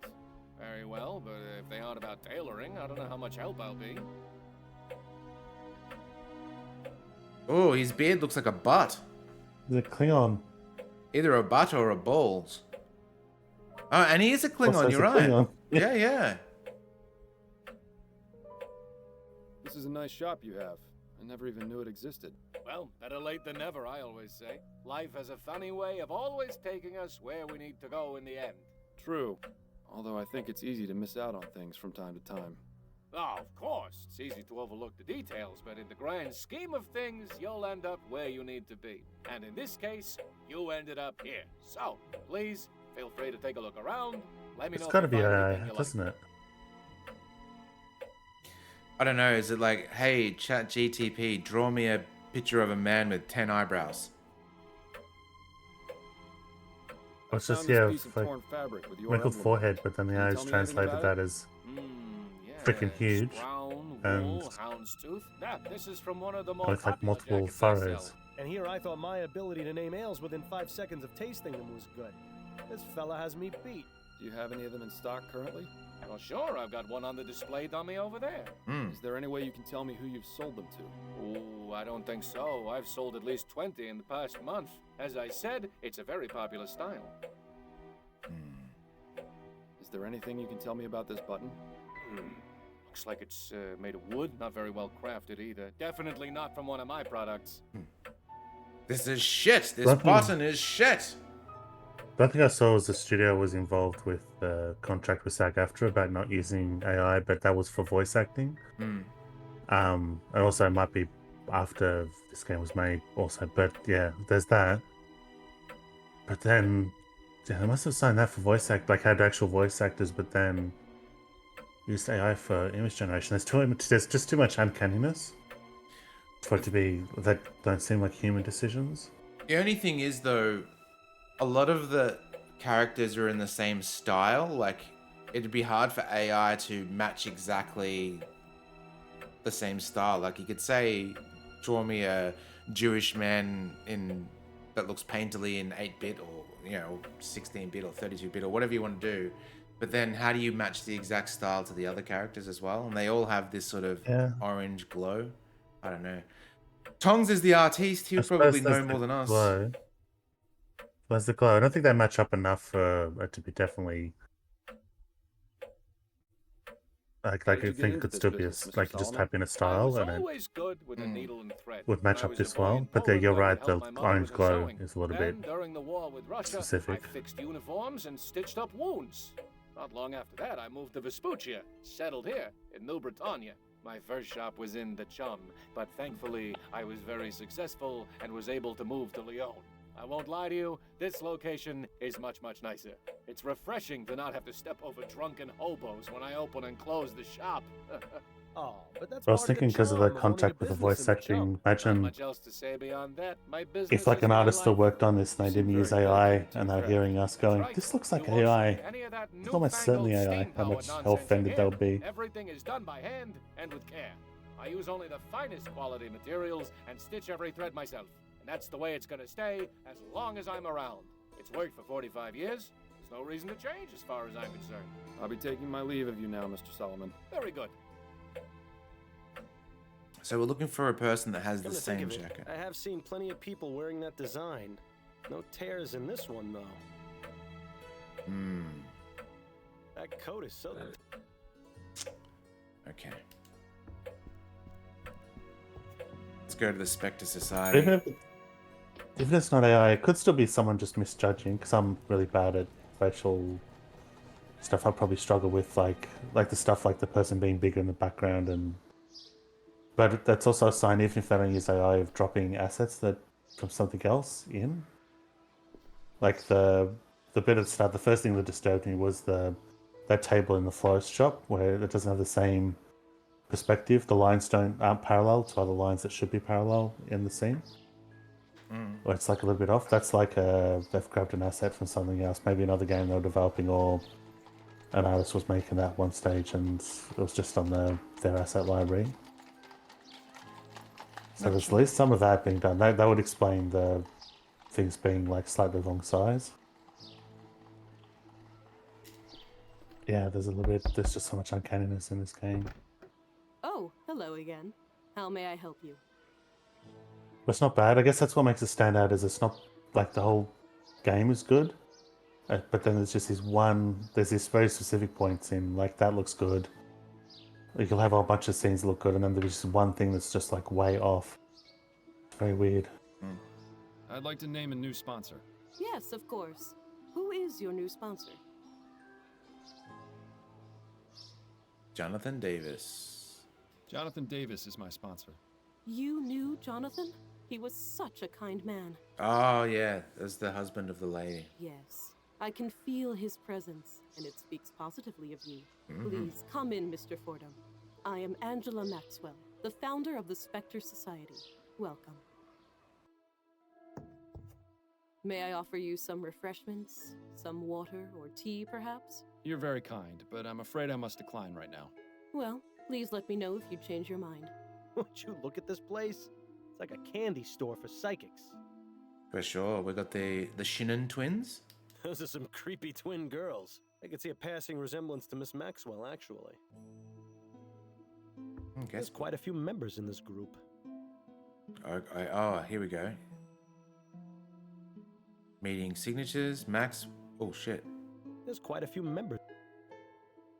Monica Brown, Sophia Shaw, Thomas Gilbert, Linda Walker. Ronald Clem Guff, Randall Faulkner, Henrietta Davis. Okay, that's her, yeah. Edward Lagrange, Cynthia Wilkino. Angela, the meeting was wonderful, Cynthia. Anyone interested in a used spirit board, please let Thomas know. Linda, looking forward to having you over at the manor next week. Come around at 8 p.m. and you can meet Charlie. Henrietta.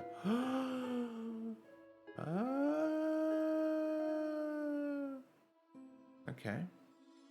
Please ask the spirits to cure my son's illness.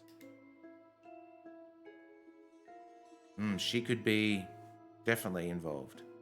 Must be for the more traditionalist members. What a fascinating device. Exactly what does it do? That is an etherometer.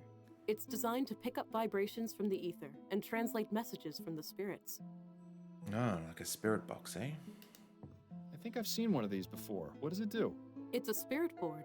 We use it to contact spirits, and they in turn spell out a message with the letters. The spirit board doesn't Well, I've got a message from Miss infringe any Maxwell. trademarks She at ever all. tries to use a spirit board around me. It's funny that it's called a Ouija board, though, but it's like a combination of we and ya, as in like yes, yes. It's also named after, well, it's named after a figure at the time, but then the person misspelt it anyway. But the guy's wife, the guy who invented it, his wife, really liked this like feminized what's The Ouija board. Yeah. this like feminist icon at the time, and yeah, That's probably the storage that case came for the from that. spirit But then board. it's bastardized because wrote it down wrong. Ooh, spooky. That ghost between the two people almost manages to look convincing. Oh, we got some more books. Our members are free to borrow books as long as they check with me first. Okay. And someone's borrowed a couple of books. Oh, There's a jeez. couple missing. Do we have to read all this bullshit? Astral projection refers to a willful out-of-body experience in which the soul or astral body disconnects from the physical body and may travel throughout the universe. The practice dates back far as the ancient civilizations, with multiple depictions of the Egyptians of the soul or Ka leaving the body before death. The expression astral projection means journeying to other worlds, heavens, hells, or astrological spheres, and other imaginal landscapes. There you go, there's a keyword. But the term is also applied to non-physical travel around the physical world. Though this usage continues to be widespread, the term etheric travel, used by some later theosophists, offers a useful distinction. Some experiments say that they visit different times or places. Etheric then is used to represent the sense of being out of body in the physical world, whereas astral may connote that some alteration in time perception. This etheric body, I hate saying etheric, it feels weird. This etheric body is usually through, though not always, invisible, and is often perceived by the experiment as connected to the physical body during separation by the silver cord. Some link falling dreams with projection. Okay. Other experiments may describe a domain that has no parallel to any known physical setting. Environments may be populated or unpopulated, artificial, natural, or abstract. And the experience may be beatific, don't know what that is, horrific, or neutral. A common belief is that one may access a compendium of mystical knowledge called the Akashic Records. In many accounts, the experiencer correlates the astral world to the world of dreams. Some even report seeing dreamers enacting dream scenarios unaware in their wider environment. Oof. No, I'm not reading all of this. That's too much. Remember that movie I saw at your place, Awake? Awake. With Hayden Christensen and Jessica Oh, Biel? yeah, where he gets a heart transplant. Yeah, and he has a astral, he goes out of body experience when the anesthetic sort of keeps him immobilized, but he's awake during the surgery. All right. That came up recently because we were talking about how like the actors that some of them end up making it, but like Hayden Christensen has a bad rap because of Star Wars, but he was actually a pretty good actor when you see him in other things. For sure. Let's see if we can skip to the good bits of this. Greek matter experiment as the physical idea of transmigrating of the soul at the time of death. Reincarnation of the soul as a human or animal is thought to originate in Orpheus. The body and the soul were two separate entities. Okay. On death, it was dissolved. The soul was freed. Okay. Theory postulates that the soul of a human being or animal will be transferred to another living being. Like the picture's like he passed out, but he wants to cat. pat the kitty so much that he astral projects. So that is basically a photo of Psycho right there. Yes. That's Psycho after a hard night on the drink. There's a debate regarding the exact nature of the souls. Yeah, one popular belief is the metaphysics comes from the medieval Germany, feuding families both ends. While out riding, the state caught fire. The horse and the rider were in flames, killing both. It is said that the horse was the 100% certified. Got him. Far out. Wow. What are you doing? Connecting a science is no matter to be taken lightly. When attempting to contact the spirits, spirit medium must be relaxed. During a seance, medium will act as a vessel. Some instances, the spirit board may be used using symbols. Basic spirit board would contain the alphabet. The board is used as follows. One of the participants in the seance will place 2 fingers on the planchette. Ask questions. Okay. Fucking hell. Giant squid. Giant squid, or this is one of the many terrors of the deep. Has suction cups. Giant carnivore with a torpedo-shaped body. Has several suckers. These suckers are able to attach to creatures. First-hand account of when that happened. Okay. Voodoo. Okay. This might be the information we need about the chicken bones to give back to Arthur, to be honest. I don't know if we saw Arthur's name in the guest book, but we'll check again afterwards.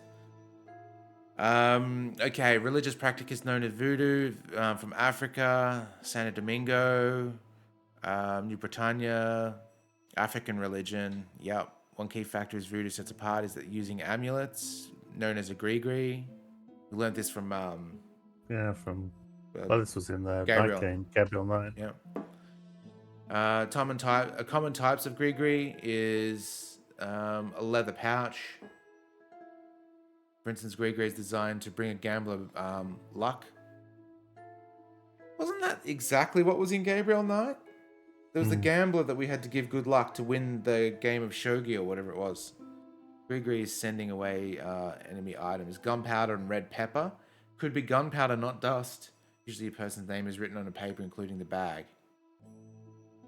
Oh, here we go. Contains chicken bones and graveyard dust. Boom. Bones and dust for bad luck in business, huh? That sounds awfully familiar. Mm-hmm. All right. Have you seen how like a spirit box works?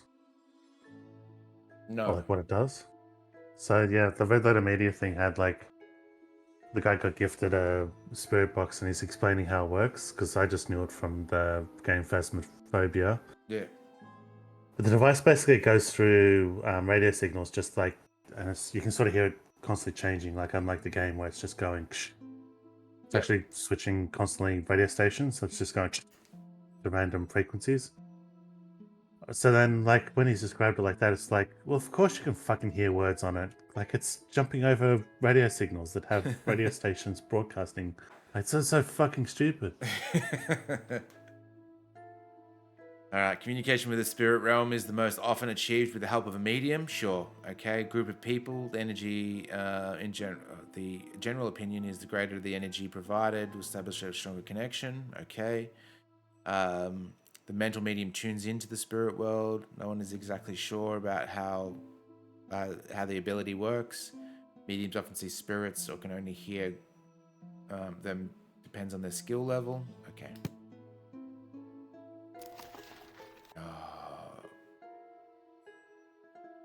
What lies beyond the veil? Gaze upon from the others. Look beyond. Remove the blinders of logic. Of course. Recently speaking to a dear friend who had lost their mother, she told me that in the days following the mother's passing, she sensed a shift of energy, benevolent energy. Death is not the end of beings. Why shed the physical bodies?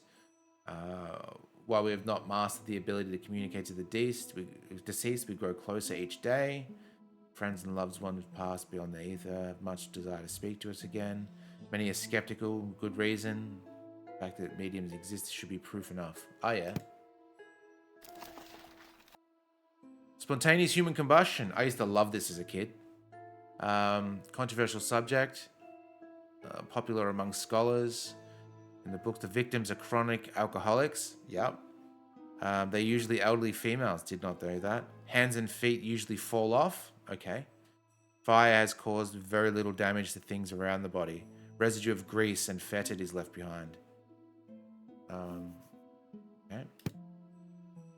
Secret of Tarot. That's alright, we don't need to know that. And I think we've got all of that. That's fine. Alright, let's save that.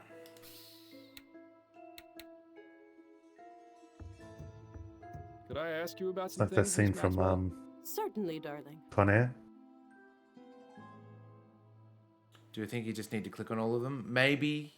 I think what they should have done if I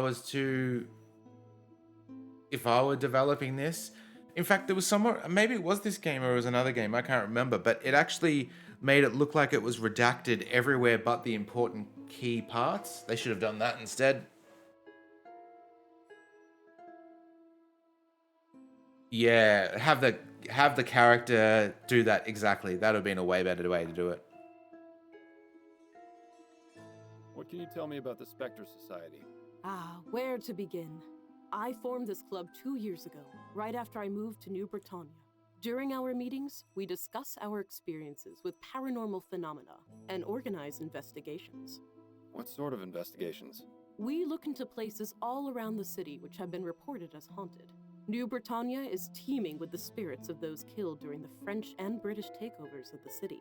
Not only that, but there is a prevalence of mystic religious practices here in Gascon, brought over by immigrants from the Antilles. Fascinating. There are plenty of books on the subject over there in the bookcase, if you're interested in learning more. I sure wasn't, but I did it anyway. Do you know anything about the kidnapping of Charles Harris? I'm afraid I haven't heard anything about any kidnappings, darling. If you wish, I can commune with the spirits and see if I can help locate your missing person. That won't be necessary, Miss Maxwell, though I appreciate the offer. Where's the harm in trying? I spoke with Henrietta Davis, and she mentioned one of your other members, Linda Walker. Can you tell me anything about her? Ah, Linda. Poor dear. Of all our members, she is the one I feel for the most. Why is that? She's had a tragic life, but I believe the Spectre Society has helped her greatly. Not only has she made a good friend in Henrietta, she's also dealt with her grief in a positive way. She has devoured my collection of books, educated herself on many subjects. I would say she's become an expert on clairvoyance and metempsychosis. It's always nice to know that the club can help those who have suffered. Do you see her often? Yes, she comes by about once or twice a week. Okay. What can you tell me about Linda and Henrietta's friendship? It's so lovely to see them together at the meetings. They're practically inseparable. It's quite sweet. They often leave messages for each other in the guest book. When Linda I think that's found the wrong out use that of the word Henrietta was insufferable. taking care of an infant, I think she she meant even inseparable. gave her a toy bear for the child. I remember Linda lighting up with excitement when she asked about him. She really loves children. It's such a terrible shame about... But please, let's discuss something more pleasant, shall we, darling? What is I'm sorry, metempsychosis? what was it you said? Madam Psy, what? Metempsychosis, darling. It's a philosophical term which comes from ancient Greece. It refers to the transmigration of the soul after death. Is that anything like reincarnation? Essentially, yes. There's a book on the subject over in the bookcase, which can tell you far more than I possibly could. Yeah, I read about it. About a dude and a horse dying in a fire, and the horse was reincarnated. Gotcha. Okay. Linda's pa. Ooh, Linda's a. Ooh, we do need it. We'll ask about herself first. What made you decide to start up this club? I began communing with the spirits at a very early age. My twin sister, Rachel, died after falling into an icy pond when we were 8 years old. I'm very sorry, Miss Maxwell. Oh, I appreciate your sympathy, darling, but don't feel too bad. Rachel began speaking to me shortly after that. She has served as my spirit guide ever since. Spirit guide? You mean you still speak with her? Oh, yes. Every day. In fact, I was just speaking with her before you arrived. As I grew older, I realized there were others in the world who were also able to communicate with spirits, and those who had an interest in what lies beyond the ether. And so, once I moved to New Britannia, I decided to start up this club so we could gather and share our experiences. Do you suppose she can hear what I'm saying? Hey, Angela, try a bit less eyeshadow, would you? You look like a purple raccoon. Nothing. Clearly a fraud. Oh, well. I was wondering. Yes? When you communicate with the spirits, are you able to stop? If I wish them to leave me, yes. I bid them farewell, and they usually depart back into the ether. What about the more persistent ones? You do remember I'm right here. Well, just between you and me. Those spirits are best dealt with by having the other kind of spirits. Quiets them right down. I prefer soporific myself. Oh? You hear the voices of the spirits as well, Mr. Oh boy, do I. But of course. Now the reason for your visit to the Spectre Society is obvious. Do you see? All our paths eventually become clear. I'm glad yours has brought you here. Oh, wonderful. Now she started rhyming. Don't get any funny ideas about telling her about me. She may be a lunatic, but that's no reason to expose yourself as one too. Okay, maybe we shouldn't. Oh, I don't know. This is tough. Is that a clue not to do that? Or is Bill just being a dick?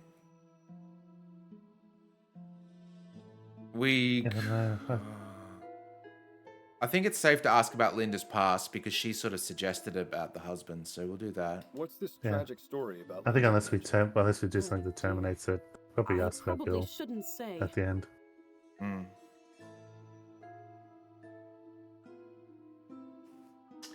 This middle one we could shut it down, I reckon.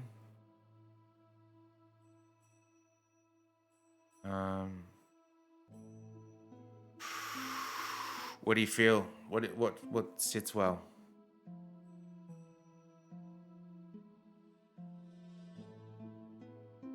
Middle one, just go with the truth. To me, by default. Okay.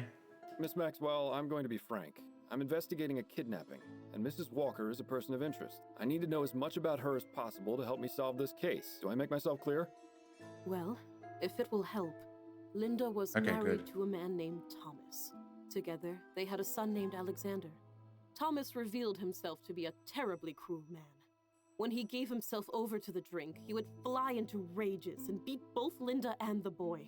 One day, she came home to find both her son and husband dead. My God, what happened? The police ruled it a murder-suicide. Poisoning, apparently.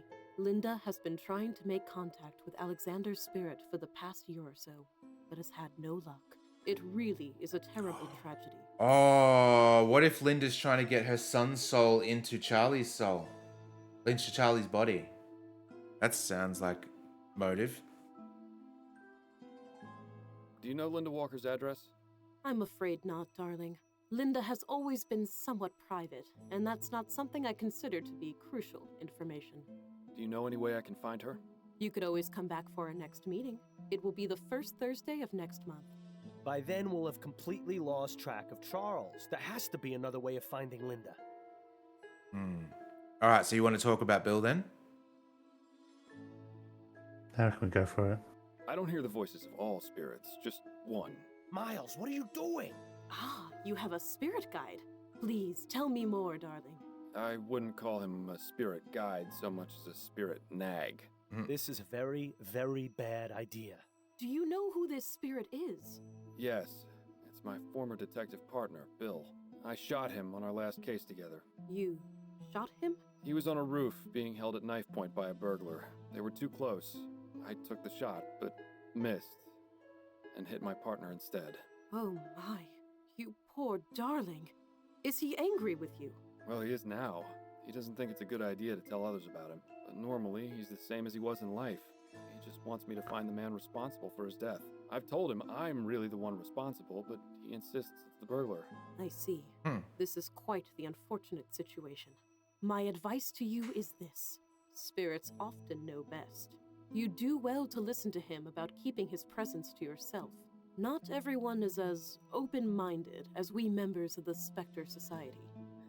Maybe I misjudged her. Okay. I know. It's been hardest keeping this from my wife, but I can't drive her away.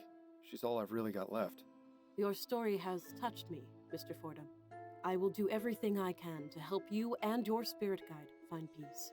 If I find anything out which might help you, I will contact you personally. That works. Thank you, Miss Maxwell. I appreciate it. Well, that could have turned out much worse. I'm warning you, Miles. Tell anyone else about me, and I won't be so forgiving. Thank you for the information. It was very enlightening. It was my Told pleasure, Angela. darling.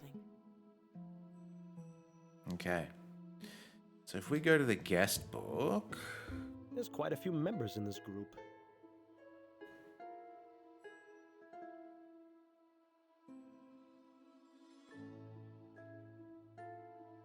Linda Walker.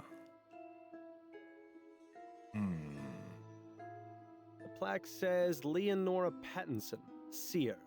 She looks like someone I would not want to fool around with. Okay. I'll be going now. May the spirits guide you to that which you seek.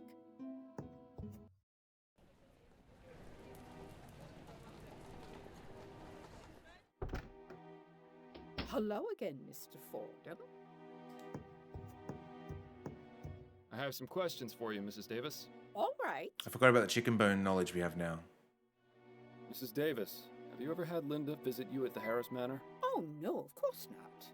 Then would you care to explain your note to her in the Spectre Society guest book? Please, Mr. Fordham, I didn't mean to lie to you. It's just that it gets so lonely by myself in the house at night. So every now and then, I invite Linda to come over for tea and Oh, some it's company. totally Linda. And when was the last time this happened? 2 nights ago? Please don't tell Mr. and Mrs. Harris, Mr. Fordham. If they found out what I was doing, they'd have me dismissed without a reference. I won't, but I'd very much like to speak with Mrs. Walker. Do you have any idea where I can find her? All I know is that she works as a seamstress at a shop in Lyon, but I don't know the name. I'm sorry, I can't. We be know able to it. help We've you been there. Thank you for your time, Mrs. Davis. Oh, you're very welcome. I feel like this case is much more clearer in putting things together. So the first case was really a pancake run. I'll be going now, Mrs. Davis. May the spirits guide your path.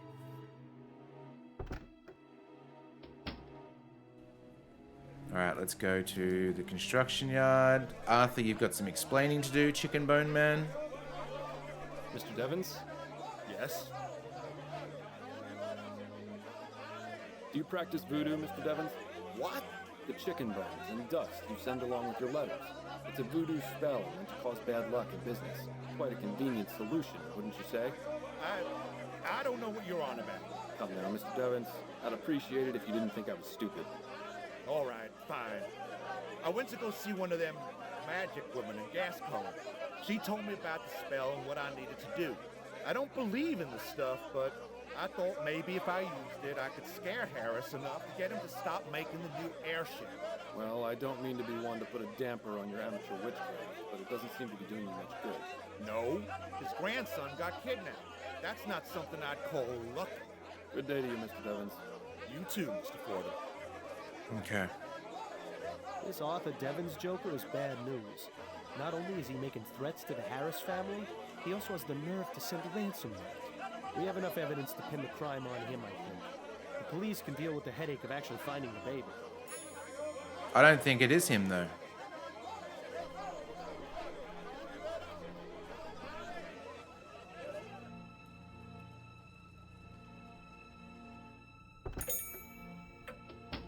Welcome back. Let me know if I can help you with anything. Well, the ransom is a crime, though, right? Like, even if he didn't steal the baby, sending that, so we're probably going to have to arrest them both. got some more questions for you. All right, I'll do my best to answer them. Do you by chance employ a seamstress named Linda Walker? I do, yes. Is she here? No, she has the day off today, but she'll be in tomorrow. Would it be possible to have her address? Begging your pardon, but why should I give it to you? All right, this is the tough one.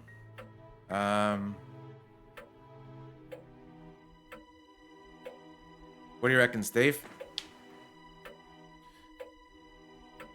Like, I'm thinking the first one is the right way to do it, but it could also lock it off. Yeah.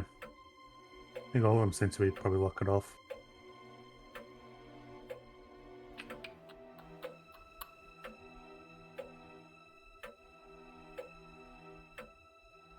The first one, I usually just go with truth when I don't have a better option. All right, let's do it then.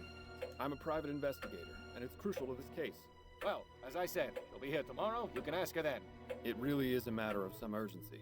I'm sure it can wait a day, but if it were really No, that urgent, we said it I can't. would think the police would be involved, not a private investigator. I'm not obligated to tell you anything, so please, let's move on before I lose my patience. You son of a bitch. Please, Mr. Solomon, it's extremely important that I get Mrs. Walker's address. So you said, but why should I? Okay. We can okay, interesting. Maybe one of the other options would have worked, but he could have used that excuse for anything.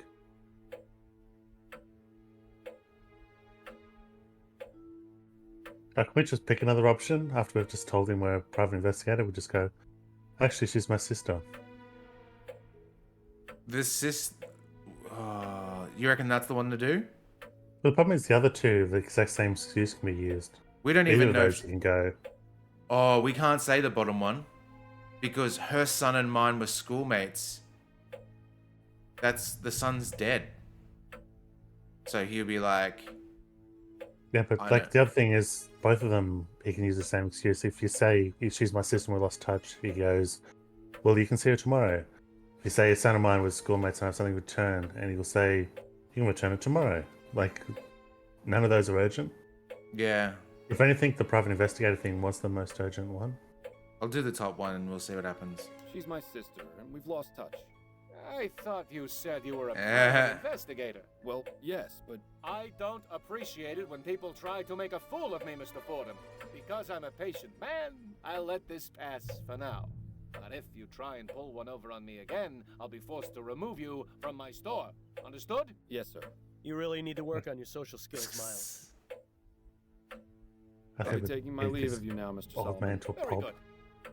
What if we save it and just see what happens? Just for funsies. Can we beat him up? No, we're not beating him up.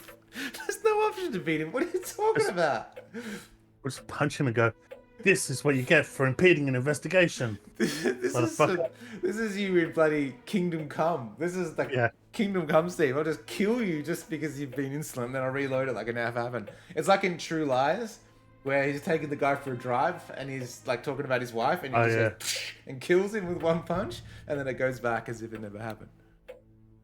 Oh, he's talking about, what he's going to do to his wife. Yeah. We're just going to do this as a test. I've got some more questions for you. All right, I'll do my best to answer them. Please, Mr. Solomon, it's... So you... I know I said I was a private investigator before, but there's a more delicate reason I want to speak with Mrs. Walker. Oh? Her son, Alexander, and mine were schoolmates. I just found a book he lent my son, and I wanted to return it. I've been trying to track her down for ages, and only just found out where she worked. Oh, I see. Oh. It was a terrible tragedy what happened with her boy and her husband. Oh, wow. I know how private Mrs. Walker is, but I'm sure it she'll works. appreciate you returning her son's book. You dumbass. You fell for it. Yeah, so 403 St. Agnes Street. fuck a murder investigation. Oh, you've got a book to return. I'll tell you right now. People into thinking their shoelaces were We untied? need to, You've come if a this was long Kingdom way, Come, Miles. I'll be taking my leave of you now, Mr. Solomon. he'd be fucking doomed. Oh, you dumbass. Alright, where we got? Do we... Oh, we do. Okay. Alright, we're going to do it to save it here. You know what? In fact, this is where we're going to call it. because we're in a good spot where we're not stuck. About to see Linda. Perfect. Ah, that was good. That was good. You know what, Steve? We didn't get stuck once through this whole episode. That is good. That is very good. Alrighty. Well, we appreciate you guys joining us very much. Appreciate Rips for giving us the raid and bringing your community across. Always good to see you. All right, let us see if there is anyone currently on that we can send you across to. You know what? There is. There is someone that we have not seen in a good while. I'm going to send you across to Clunky, formerly known as McClunky Colton. Locking you guys in. As always, make sure you have something delicious for dinner tonight. I'm going to see if we might have pizza. Who knows? We'll see what happens. What are you going to have for dinner, Steve? I haven't decided yet. Something good? Maybe Kiev, I was boiling Kiev's just to eat them before the use by date. Okay, well, Kiev's all right. Cool. Alrighty, well, we will see you next time. Have a good weekend. Toodaloo. Thanks for watching, everyone.